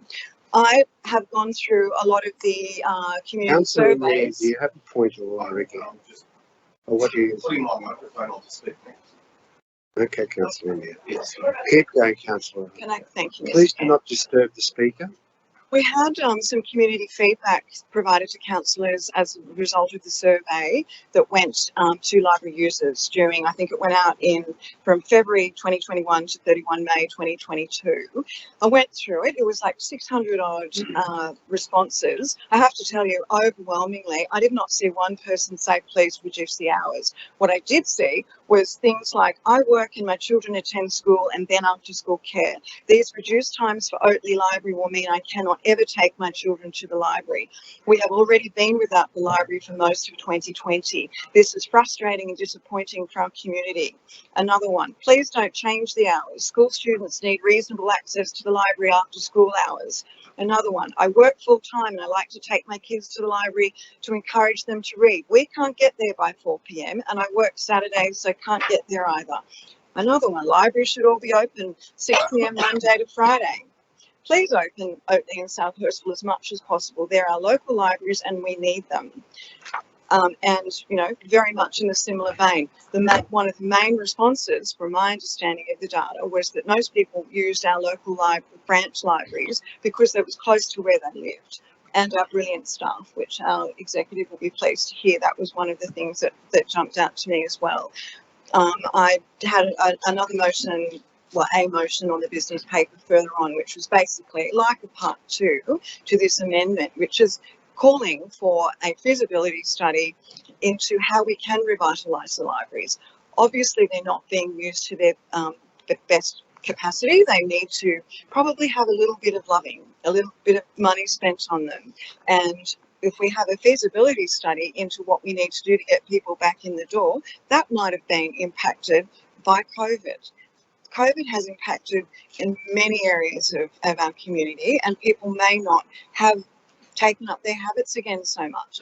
I did mention these anecdotes at the Community and Culture Committee, and for those of you who weren't there at the time, I've been told there's plenty of school kids that go there in the afternoon after school, and I think we had Barbara from one of the local schools speaking about the kids that go to the school, and they can't do that if the libraries are shut in the afternoon, and if they were shut from 1 till, you know, only open from 10 till 1 and not open from 10 till 6, you would disenfranchise the people who might have very young children who would like to go there in the mornings before nap time. That's really important. Our local members of the community who don't necessarily drive and they like to go somewhere they can walk to. And I said this at the Community and Culture Committee, but it's really important. Not everybody does want to drive places they want to go, particularly if you've got a couple of kids. Sometimes it's easier to put them in the stroller and walk 5 or 10 minutes to the library rather than trying to get parking at one of the bigger district libraries, which don't appeal to everybody. So, you know, while I do thank this change of heart from Councillor Elmere and Councillor Liu to the Community and Culture Committee just 2 weeks ago, I would implore councillors to support this amendment, because this was not done through cynicism. This was done with genuine desire to restore the hours to the pre-COVID hours and service the community who deserve it. Thank you, Councillor Lansbury. Councillor Mort, I think if you wanted to talk, you put your, yeah. Yep. Mayor, councillors, I speak in favour of Councillor Lansbury's amendment. I fully support the harmonising of the library's opening hours back to 2019 opening hours. We owe it to the community to provide the services that the branch libraries provide. They serve the local community in a way that big branch libraries can't. More and more people are living in home units and smaller contained homes, and they're the people that need these spaces to study, learn and have quiet spaces. A parent with 2 small children, for example, would find it very difficult to attend a big district library in Cogra and Hurstville for morning rhyme time and baby toddler activities. They would have nowhere to park without paying. Getting on the bus and the train to spend 1 hour at the library would be in the too hard basket for most parents, whereas our local branch libraries, parking is much more available, or even better, it's in walking distance to where more people live. So they could pop the kids in the pram and walk for the morning activity. In our Blakehurst ward, we have 2 high schools, Blakehurst High, Georges River College, and 9 primary schools. We have Blakehurst, Baldface, Cones Point, Mater Dei, Hurstville Grove, St. Joseph's, Oakley Public, South Hurstville, Mortdale. Students and families from all of these schools are in close proximity to use our branch libraries. We need to focus on revitalising these branch libraries so they meet the modern needs of students and families. We need to start promoting, creating engagement and doing whatever we can to get the kids and the community back through the door. Closing the doors is a terrible waste of valuable resource and it's not right. The space needs to be reimagined, and I can stress again, reimagined. We should not be reducing hours and condemning these libraries to a death by neglect. Amalgamated councils was meant to deliver better services, not less. So let's deliver the services that the community would need and want. Thank you, Councillor Mott. Thank you. Councillor O'Meara, you wanted to talk to me. Yes, Mr. Mayor. And let's poke the elephant in the room about this being political. By God, it has been from day one.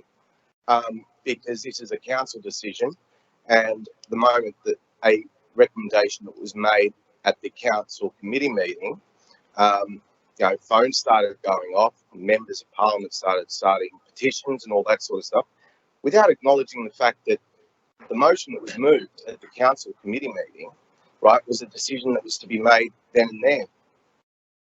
Councillors, we are on committees to make decisions, not to keep deferring things to council meetings, right? We should be standing by the decisions that we make at the council committee meetings and discuss them as a group of councillors, right? However, when there's a great opportunity to politicise certain aspects, then people jump at it, right? And there's all this sanctimonious crap that goes on in the background. But now, Councillor O'Meara. All right, I'll withdraw it, Mr. Mayor. No, just relax the way you're presenting the case. Whatever, Mr. Mayor. If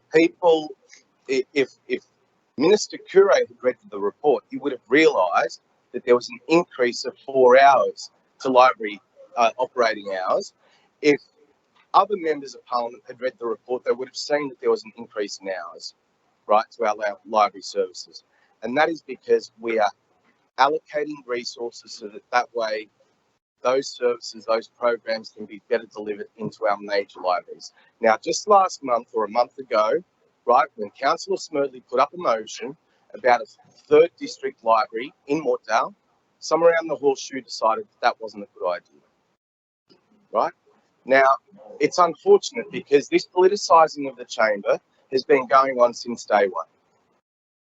Now, Mr. Mayor, I note the speakers, both of them in my ward, Barbara and Karina, and I thank them for addressing council for something that they're passionate about. One of the points that I made at the committee meeting was the fact that there are significant issues moving forward for us. Part of those issues are financial, right? And whilst this library thing appears to, by reducing hours, appears to be a cost benefit to council, it's actually costing council an extra $40,000, according to the recommendation that was put forward by council officers, right? Now, a few months ago, right, there was arguments around this Horseshoe about what we need to do in terms of improving our financial sustainability into the long term, right? And this all affects our long-term financial plan. Now, I'm elected as well, just like the rest of the councillors here, to represent the views and the concerns of our community, right? And let me tell you, Mr. Mayor, that there are views and concerns in this community that our rates are going through the roof. The costs for this council are going through the roof, right? Yet we're happy to accept on what? Sorry. Councillor Simon, yes. State government cost shifting to us. Thank you. There is, Councillor Simonton, there is cost shifting going on, and I'll call a spade, and I'll call it for what it is. There is cost shifting going on, and that's around the space of the SES, right? There are also some other things. These are placing significant financial burden on council, right? Let's be honest with ourselves, councillors. We would love to deliver every single thing in the community. However, sometimes tough decisions need to be made, and sometimes you need to bring it to the forefront so that we can have a debate, so that we can discuss things as councillors, right? Maybe if we had those discussions as councillors behind the scenes, then we can actually come to an agreement on certain matters on how to move forward, right? Now, on this motion, councillors, there are significant things in that motion which talk about increasing the hours back to 10 a.m, having the hours go back to 10 a.m. to 6 p.m, right, for those smaller branch libraries. Councillors, what we need to do is we need to reimagine what libraries look like, and this is the thing that will make it critical moving forward. Yes, points that Councillor Deputy Mayor Lansbury made at the committee, right? Points that Councillor Mort is making, points that Karina McDougall made, points that Barbara made, right? yes, we do need to reimagine what libraries look like. We need to create libraries that are more accessible, that have facilities that modern day students need. Right, as the speaker earlier, I think it was Alan Hyland, made earlier. Right, it's about the next generation. Right, the facilities that we have in those small branch libraries, whether it be South Hurstville or Oatley, right, have again gone past their use-by date. Right, yes, the library is a library, but you need to bring it up to 21st century standards. Right, just like a pool. Now, we can go on about this, the Libs did this, the Libs had a epiphany or whatever it may be because of certain letters or whatever it may be, which was further withdrawn.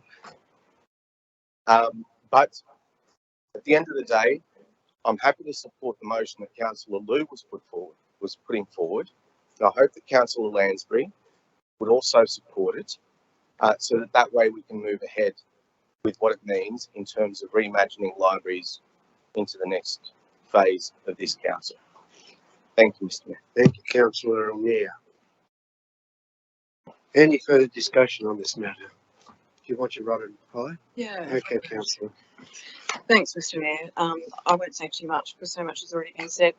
It disappoints me to hear such cynicism from Councillor Elmira as to what the motivation might have been for both Chris Minns and Mark Correa. Perhaps they just recognise that this is a service that the community deserves. It's not just because there's an election coming up in March. Yes, it could be a convenient issue for them to run with, but how about sometimes people actually do it because it's the right thing to do? And from my position as a councillor, I've never been comfortable with hours being reduced. I think it's a service, it's incumbent upon us as council to provide to our community. We're never going to make money out of something like this. It's a service that we provide that our residents deserve to have.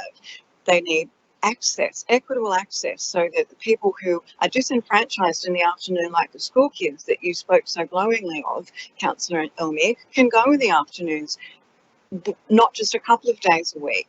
Some kids really enjoy going to the library on their way home from school. I was having a conversation with Councillor Fakara yesterday, I think it was, or over the weekend, and she was telling me that she didn't really go to Hurstville Library on her way home from school. She went to, was it Oatley Library or Penshurst Library? Penshurst Library, yeah, because it just had a much more, there was a bit too busy at that time of day, and she would frequent that library on a regular basis. I remember Councillor Amber Caperhart telling me that when she was studying, South Hurstville Library was very close to where you lived, wasn't it? So you used to go there because the hours were accessible for you. They wouldn't have been if they were reduced. That's just two examples sitting in this table, let alone the ones that we heard tonight from the gallery and the emails and other contacts that I've had in the last couple of days. While it does warm my heart that you do actually want to extend the library hours, I just wish that you didn't try to distract from what happened at the Community and Culture Committee, which was a little bit shameful, and you're trying to perhaps make up ground now by taking the issue back and getting your names on it. Good luck with that, but I think I'm very happy with the position I've taken on this. I spoke at length, well, not probably that long, at the committee meeting of why I wanted to defer it to the council meeting, because I felt it was too big an issue for us just to decide, given the amount of representation we had from the community. It wasn't a politically motivated thing at all, Councillor Emmy. I'm sorry to disappoint you. It was motivated because I believe that it's a service we need to provide. And I just would like to remind people, yes, costs matter, but we actually live in a society, not just an economy. And these sorts of facilities are integral to our communities and well loved. And if anybody hasn't gone through some of that community survey feedback, I would suggest that you do. 600 odd pages of it. You don't probably need to read every single one like I did, but you will get a very, very firm view that this is what our community want us to do. Our residents want their library, their branch libraries, to be open at a time that they can use, not so that they're disenfranchised and can't access the facility anymore. And I'll leave it there. Thank you, Councillor Lansbury. As that was the right of reply, I'll put the motion. Mr. Mayor, I'm happy to withdraw my name from the motion if Councillor Lansbury wants to second Councillor Lu's motion. Withdraw your name from where? Sorry. Yeah. And what does that do? He's offering to put Councillor Lansbury up there, but she said no. Yeah, okay, so, I see, no, it's okay. Councillor O'Meara, that's fine. So I'll put the motion, all those in favour say aye. All those against say no. I think we'll go around the table. Your vote, please, Mr. Mayor. For. Councillor Amby Haverhar. For. Councillor Borg. For. Councillor Elmere.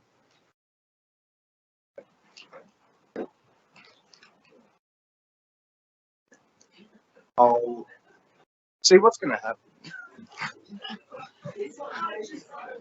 Oh, all right, cool. Councillor Fakara. For. Councillor Jamieson. For. Councillor Kanjarski. What's going to happen? Do it. For. Councillor Lansbury. For. Councillor Lu. For. Councillor Marnie. For. Councillor Mort. For. Councillor Smerdley. For. Councillor Stratokopoulos. For. Councillor Symington. For. Councillor Wang. For. Unanimous. Thank you. I declare it carried. Okay, now we. Mr. Mayor, that meant the amendment becomes the motion and we now need to vote on it as the motion. Well, the amendment becomes the motion. Let's vote on the motion. But you probably do it by affirmation, just. You have to go around again. No, you don't. Oh, just a show of hands. Look, I'll put that to the amendment becomes the motion. And now, could we? Could someone show your hands? For. Okay. Are you for? I just have one question. Please. Hard job. No. We're all for extra hours for the library. I'm thinking, is it possible to have a 24/7 library? No, it's not funny. No, in that, debate that. No. in that you do not, you don't have a staff. You have a fob like at the 24-hour gyms. Well, at this point in time, it's an is it possible? We could probably say yes, but you're not moving a motion, so we'll move on. Thank you, Councillor Kanjarski. Let's go to the next item on the agenda. What it was the what are we looking at? The revised list and branch libraries. Look, if there's no objection to this, I would rather we just put it.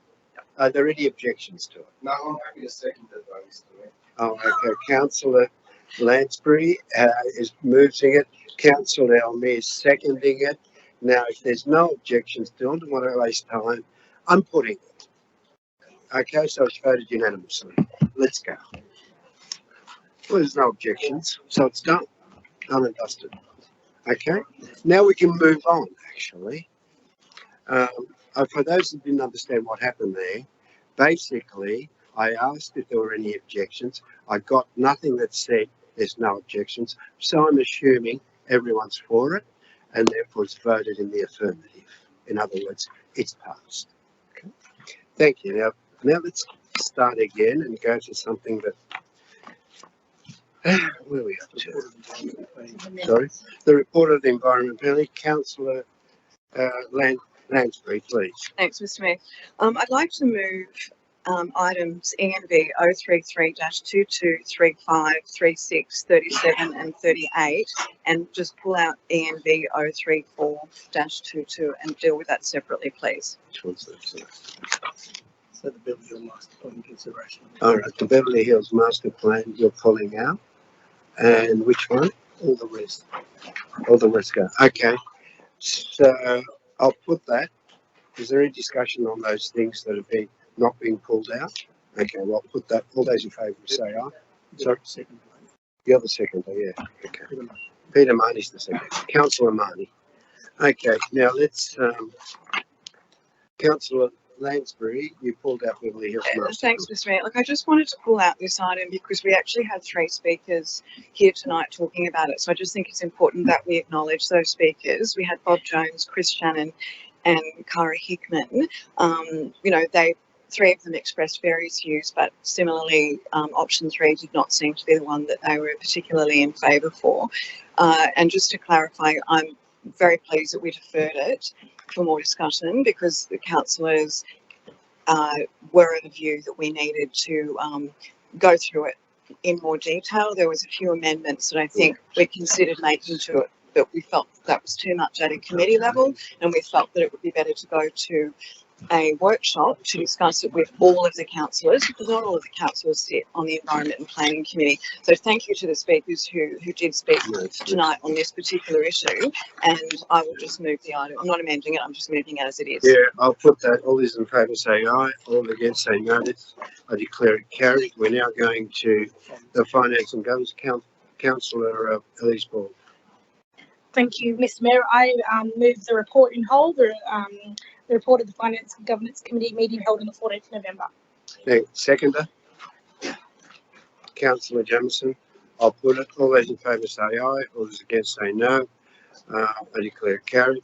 Report of the Assets and Infrastructure Committee, Councillor Symington. Okay. Councillor Booker, turn it off. It's okay. Thank you, Mr. Mayor. I move the report of the Assets and Infrastructure Committee meeting held on the 14th of November. Every item on that report. Thank you. I'll second it. Seconded by Councillor Lou. I'll put it. All those in favour say aye. All those against say no. Oh, Councillor Konjowski, sorry. Councillor Lou Konjowski. Thank you. Name's Lou.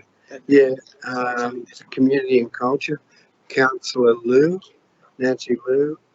It's only the one item you have to move. Yes. Can I move it as printed? Yeah. Thank you. Seconded by Councillor Konjowski. Thank you. I'll put that. All those in favour say aye. All those against say no. I declare it carried. We've now got the draft Georges River Council annual report. Councillor Ball. Yes, thank you, Mr. Mayor. I move the recommendation and just congratulate staff on excellent job pulling together a very extensive summary of the year in the life of Georges River Council. Thank you. Seconder, Councillor Lansbury. Now, I do agree with Councillor Borg on that. It's an excellent job and it's actually very comprehensive, very detailed. You can keep it as a council, inverted commas, Bible as to what we're about. Okay. So I've put that. All those in favour say aye. All those against say no. I declare carried. Applications pursuant to the council award discretion. Councillor Vulcan, I think you noted that there was a discrepancy somewhere. Yes, some of the totals are being corrected and the staff have advised that's going to be done. So I just moved the recommendation for this item, the applications pursuant to the council award discretionary fund policy for November 2022. Thank you. Is there any discussion? Sorry? Just seconding that. Oh, sure, you're the seconder. Okay, thank you. I'll put it. All those in favour say aye. I declare. All those against say no. I declare it carried, and it's now the mayor. Now, the council of facilities. I've just got to find that because I had a change.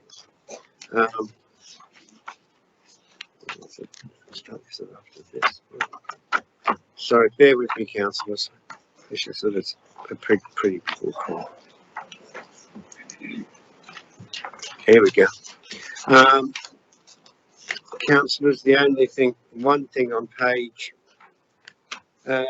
18 at clause 9.7, copyright and exclusive use of the professional photos remains with council for duration of the council term, but the use of such, this is what I want to add to it. We get it? Now, but the use of such photographs by councillors may be approved by the general manager in consultation with the mayor. Mr. Mayor, I'm happy to move it with that amendment if you would like. Yeah, that's one thing, and there was something else. That's yeah. Thank you. Let's just one other one.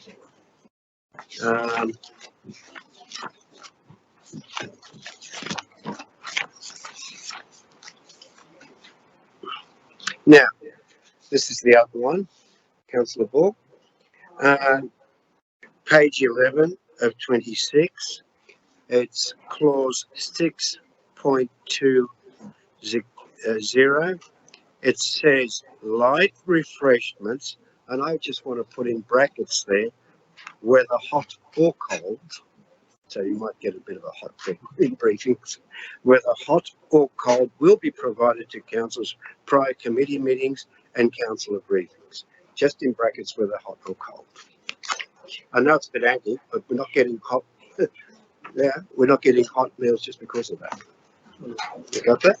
You understand? Yes, understand. And It means at the present moment, the way it's working is because it doesn't say hot or cold, it only says light refreshments, you're getting cold salami. Okay? And those little things. All right? The food. No. Light refreshments will be a hot meal will be provided to councillors at councillors' meeting. Light refreshments will be provided to councillors prior to committee meetings and councillor briefings. So refreshments. Okay. And it's not pedantic, I can assure you. When you get cold stuff all the time, I can tell you it's not great. Anyway, I'll move that. Yeah, I'm the mover. happy to second it. Thank you. Now, I'll put all that. All those in favour say aye. All those against say no. I declare it carried. Now we're going to adoption of mayor and councillors. What order have we got here? The structure, confirmation of Georges River Council organisational structure. Councillor Bork, I'm happy to move the recommendation, Mr. Mayor. seconder. Councillor Marnie. I'll put it. All those in favour say aye. All those against say no. I declare it carried. Report on outstanding council resolutions. Councillor. Yes, I move the recommendation that the report be received and noted. Okay, seconder. It's Councillor Jamieson. Seconds it. I'll put it. All those in favour say aye. Declare it carried. Gannons Park stormwater treatment construction. That's assets and services. Councillor Simonson. Thank you, Mr. Mayor. I move the recommendation. Seconder. Seconded by Councillor Kumjalski. I'll put it. All those in favour say aye. All those against say no. I declare it carried. The aquatic facility has been dealt with. This is an excellent motion by Councillor Moore. Move it and talk to it because I'm going to talk to it too. Yes, I'd like to. I'll second it. It's only to my. It's befitting that I second it. The old bloke. Yes. Exactly. Okay. Thank you, Mayor. Councillors, the motion I put forward tonight is a very important one. I truly believe it is morally right for this council to support the motion and have the council join Every Age Counts as a coalition member organisation.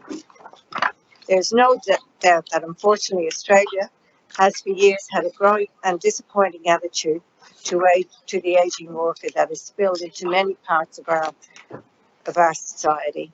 The opportunities for senior workers in both the private and public work sector has diminished, despite having exceptional experience and with it great knowledge. This is an attitudinal problem by younger generations that we can't change. However, the implications of this misguided attitudes affect senior people in so many ways that they go about their daily lives, primarily self-esteem and social connections. While there can be no doubt that this council has done much to engage with our senior community over recent years, by signing up as a coalition member, it will provide further evidence of our sincerity in these efforts and enhance our position. So please consider this motion favourably, as it is the right thing to do. Thank you. Thank you, Councillor Moore. As the seconder, I will talk to it because I think it's very important that we understand what's happening out there. people at a certain age group over 60 are applying for jobs and not getting them just because they look old, not because they've been assessed as being poorly suited to the job. I'm sick and tired of companies throwing older people under the scrap heap. I get really, really disappointed when I hear of some person down at Bunnings that I was talking to who was very knowledgeable and about some stuff that I wanted. And I said, I told him, you're very knowledgeable. What's the story? Why? You know, I can't see you working at Bunnings. With all due respect to Bunnings, I mean, you know, this bloke was overqualified for the job. And he said, I can't get a job. I'm a carpenter. I'm a tradesperson, licensed tradesperson. Now, you know, to me, that's disgusting. And what I've got to say is, how long are we going to keep that talent out of circulation just because what we're looking at is, how can I put it, what we're looking at? Yes, I agree that the younger generation have got more energy, they're more in tune with where the world is going, etc., etc. But there is no reason that the younger generation and the older generation and the employers wake up to the fact that both the experienced person, the energetic person, creative person can come together in a form of synergy. And that experience becomes a role, becomes something that the generation that the employer wants can learn from. How many times, I'm at an age where I'm unemployable. I'm lucky that I've got my own firm and no one can fire me except me, which means I go into retirement. Now, what I'm trying to say here, I do have young people working and they're excellent. The way they deal with CAD packages, the way they do three-dimensional walkthroughs, etc., etc. I don't even know how to use a computer in that sort of area. But when it comes to problems, when it comes to serious problems, and they want to work their way out, who do they come to? The old fella, the one that's already gone through those problems. And that's why I'm saying they can work together. The energy, the creativity, the intellect, the ability can combine with the experience to get a wonderful outcome for that firm. But if we're going to keep throwing those older people onto the scrap heap, we are underutilising a seriously good resource. And I congratulate Councillor Mort for bringing this up, because this is something that I think is in serious need. But mind you, some of those managers, and I won't say, I'll leave that alone. Mr. Mayor, Yes, thank you. can I just say a few points? I remember reading an article where in Melbourne, it was like in Torquay, it's like a beachside suburb, and where there was a coffee shop owner and he found it really hard to get staff. And then he went out to the older community and he totally runs it with people over 60. And he could give them more hours, but he doesn't have more hours to give them. It works so well. So that's like a success story, and that's maybe how they need to think outside the box. Yeah. To say, and I'm not going to talk again for a length of time, but I've got to say I've seen that happening increasingly. You go to restaurants, you go to certain places, there are more mature people there because no one wants to work. Anyway, I'll leave that.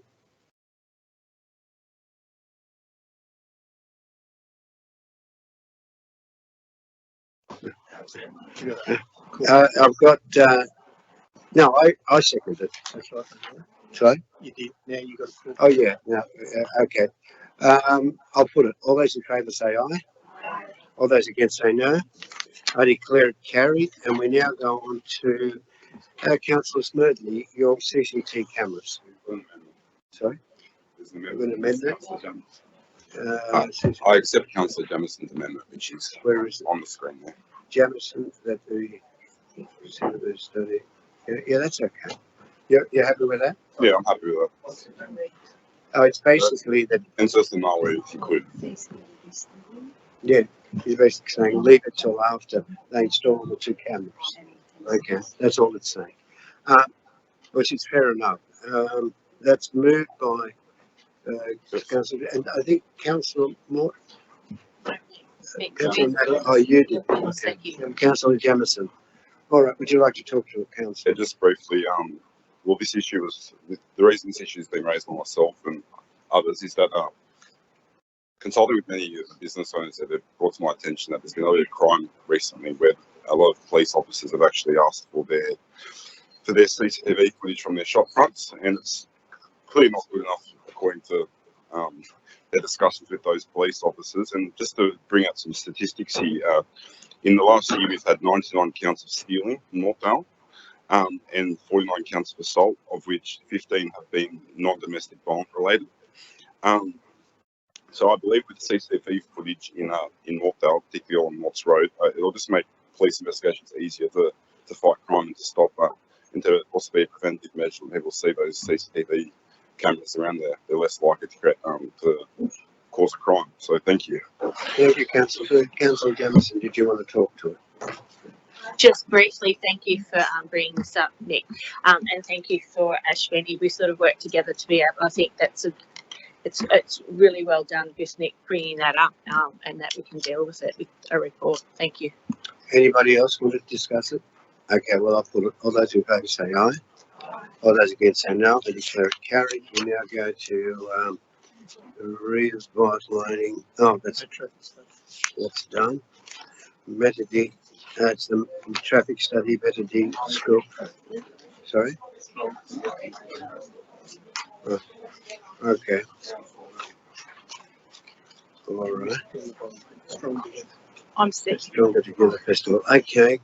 Was that Councillor Lou? Yeah. Councillor Lou. Are you moving it? And I'm seconding it. Let me speak. Thank you. Thank you, Mr. Mayor. Thank you, Councillor Samington, to second, right? Okay, let me, it's just, I wanted to move this motion as printed on the paper, but I wanted to read it out as the 3 points.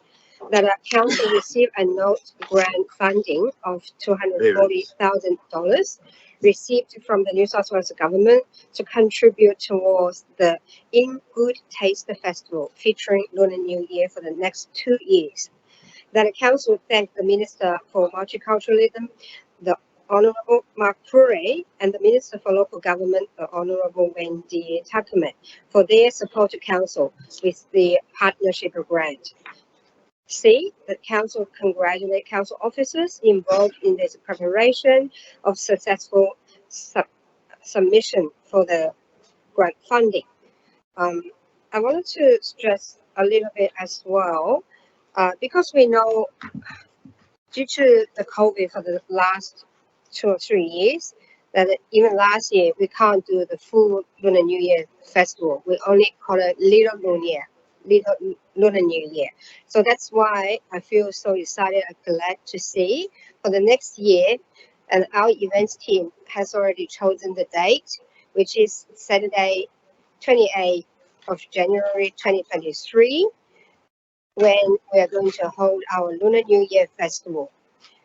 We have 2 different parts. One is the Forest Road Street Market and Stores, and that's from 2:00 p.m. till 9 p.m. And Hurstville Plaza Stage Performance, that's 5 p.m. till 8 p.m. So all of this information is on our website already. So please refer to if any community members, any business they wanted to do, street stores, and even the entertainment. So all of this entertainment EOI and the temporary food store EOI are all application form are all on our website.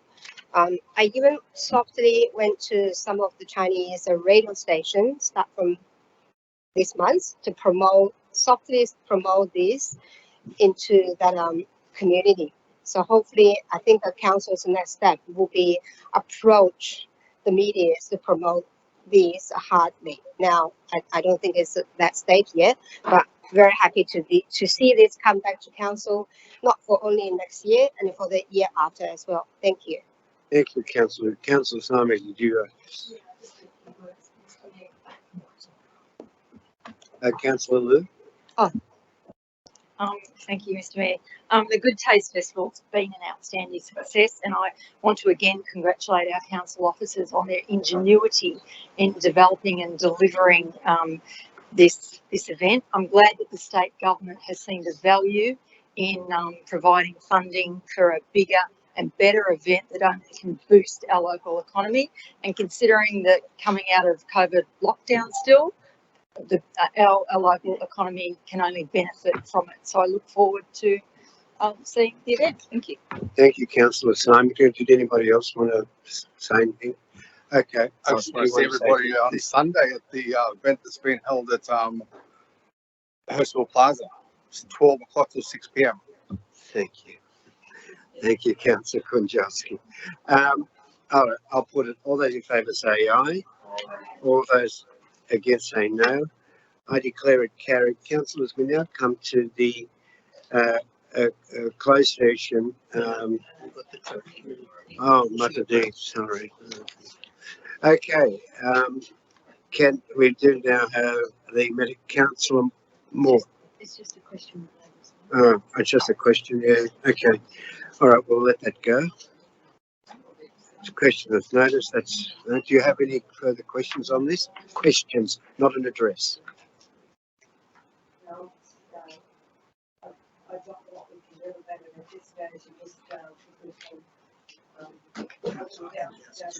Down the track, get some results for the pedestrians and the children trying to cross at Mater Dei. I know at this stage we've only been able to extend the synchronisation of the lights going across, and you know, something down the track really needs to be done in that location. So hopefully, you know, we can do something in the future with that. But it's obviously cost prohibitive right now. So thank you, Councillor Moore. Councillor Kunjowski, do you have a question? Yes, I do. I do have a question. Yeah. I was listening to the fellow that was speaking about this issue earlier tonight. I wasn't quite understanding what he was talking about as the opt-in thing. Could the director or the GM please explain that? Because as far as I understood, that if a vehicle is registered, you have no right to remove it from where it's parked. Oh, I get that. In relation to the legislation he was talking about, I will provide you some more information on that because it is in place, but I do know there's some issues that Mr. Spooner has indicated in relation to that, but we'll come back to you on that one. You're absolutely correct. Of course, if a car, a trailer, a boat is registered and it is parked legally, we cannot move it on. That is correct. Thank you, Councillor Kunjowski.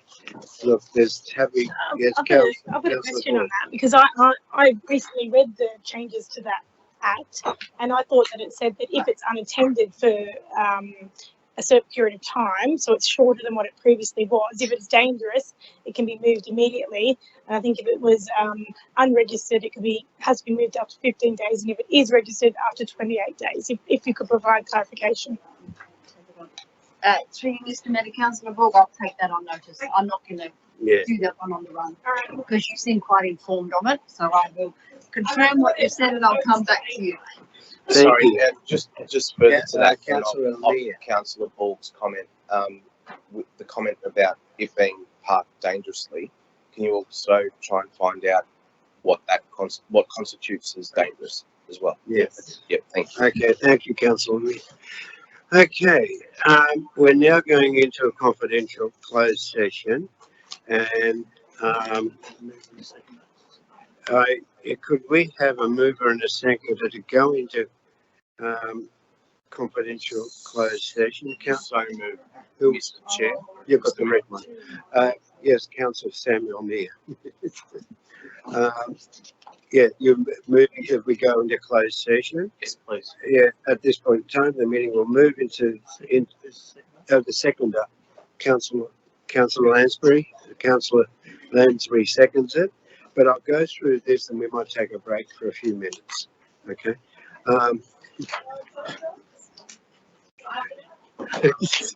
At this point in time, the meeting will move into committee of the whole to allow the consideration of matters in closed session in accordance with Section 10A of the Local Government Act 1993. That in accordance with the Section 10A, Clause 2, the Local Government Act 1993, Council enter into closed sessions to discuss CCL 061A 22 legal cost settlement, CCL 0628-22 Georges River Waste Services contract.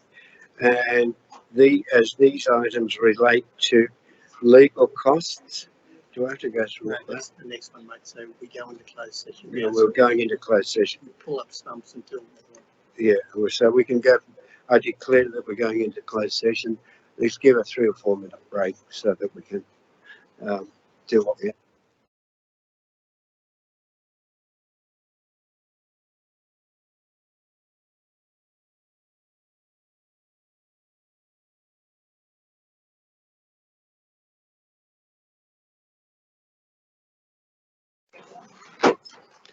Okay, well, councillors, we have the recommendations that came in from the closed session, the confidential section. The first one was moved by Councillor Marnie and seconded by Councillor Borg, and that is A, that the acting general manager be authorised to negotiate a settlement to the legal and court costs of it, as discussed in this report, in this report, and the amount shall be no less than that than is stated in this report. B, that the acting general manager be authorised to negotiate the terms of any required deed to settle the matter. To this matter, C, that the church provide council with the recent or current financial statements. I suppose I have to put it. No, that's it. Okay, the next one is, it was moved by Councillor Money and seconded by Councillor Lansbury. That council note the update on the preparation of the waste contract for Georges River Council. The council note options for the inclusion of an expanded polystyrene collection service, food organics, garden organics collection service, advanced asset management technology, and sustainable fleet options in the upcoming waste tender. That a further report be provided to council in early 2023 with an update on the outcomes of the waste tender and recommendation from the preferred service and contractor. Council note the implementation of bin audit and rates reconciliation project. Well, maybe we should add don't go, please go back. Part E, that we thank and we congratulate and thank the staff members. You don't need to do that. Can't do that. All right, we can't do that. Fair enough. Okay, where were we going? That was open session. So yes, I said that in open session. Okay, so no need to put it. No, now you need to move the results of those in closed session. So I'll move that way, and that then needs to be seconded. All right. Okay, you moved it, seconded. I'll put it. All those in favour say aye. Aye. All those against say no. Declared unanimously. And no other further business. yeah, no other further business. I declare the meeting closed. And thank you, councillors. Fine. Did you win? Did you? Sorry. Oh well, Andrew.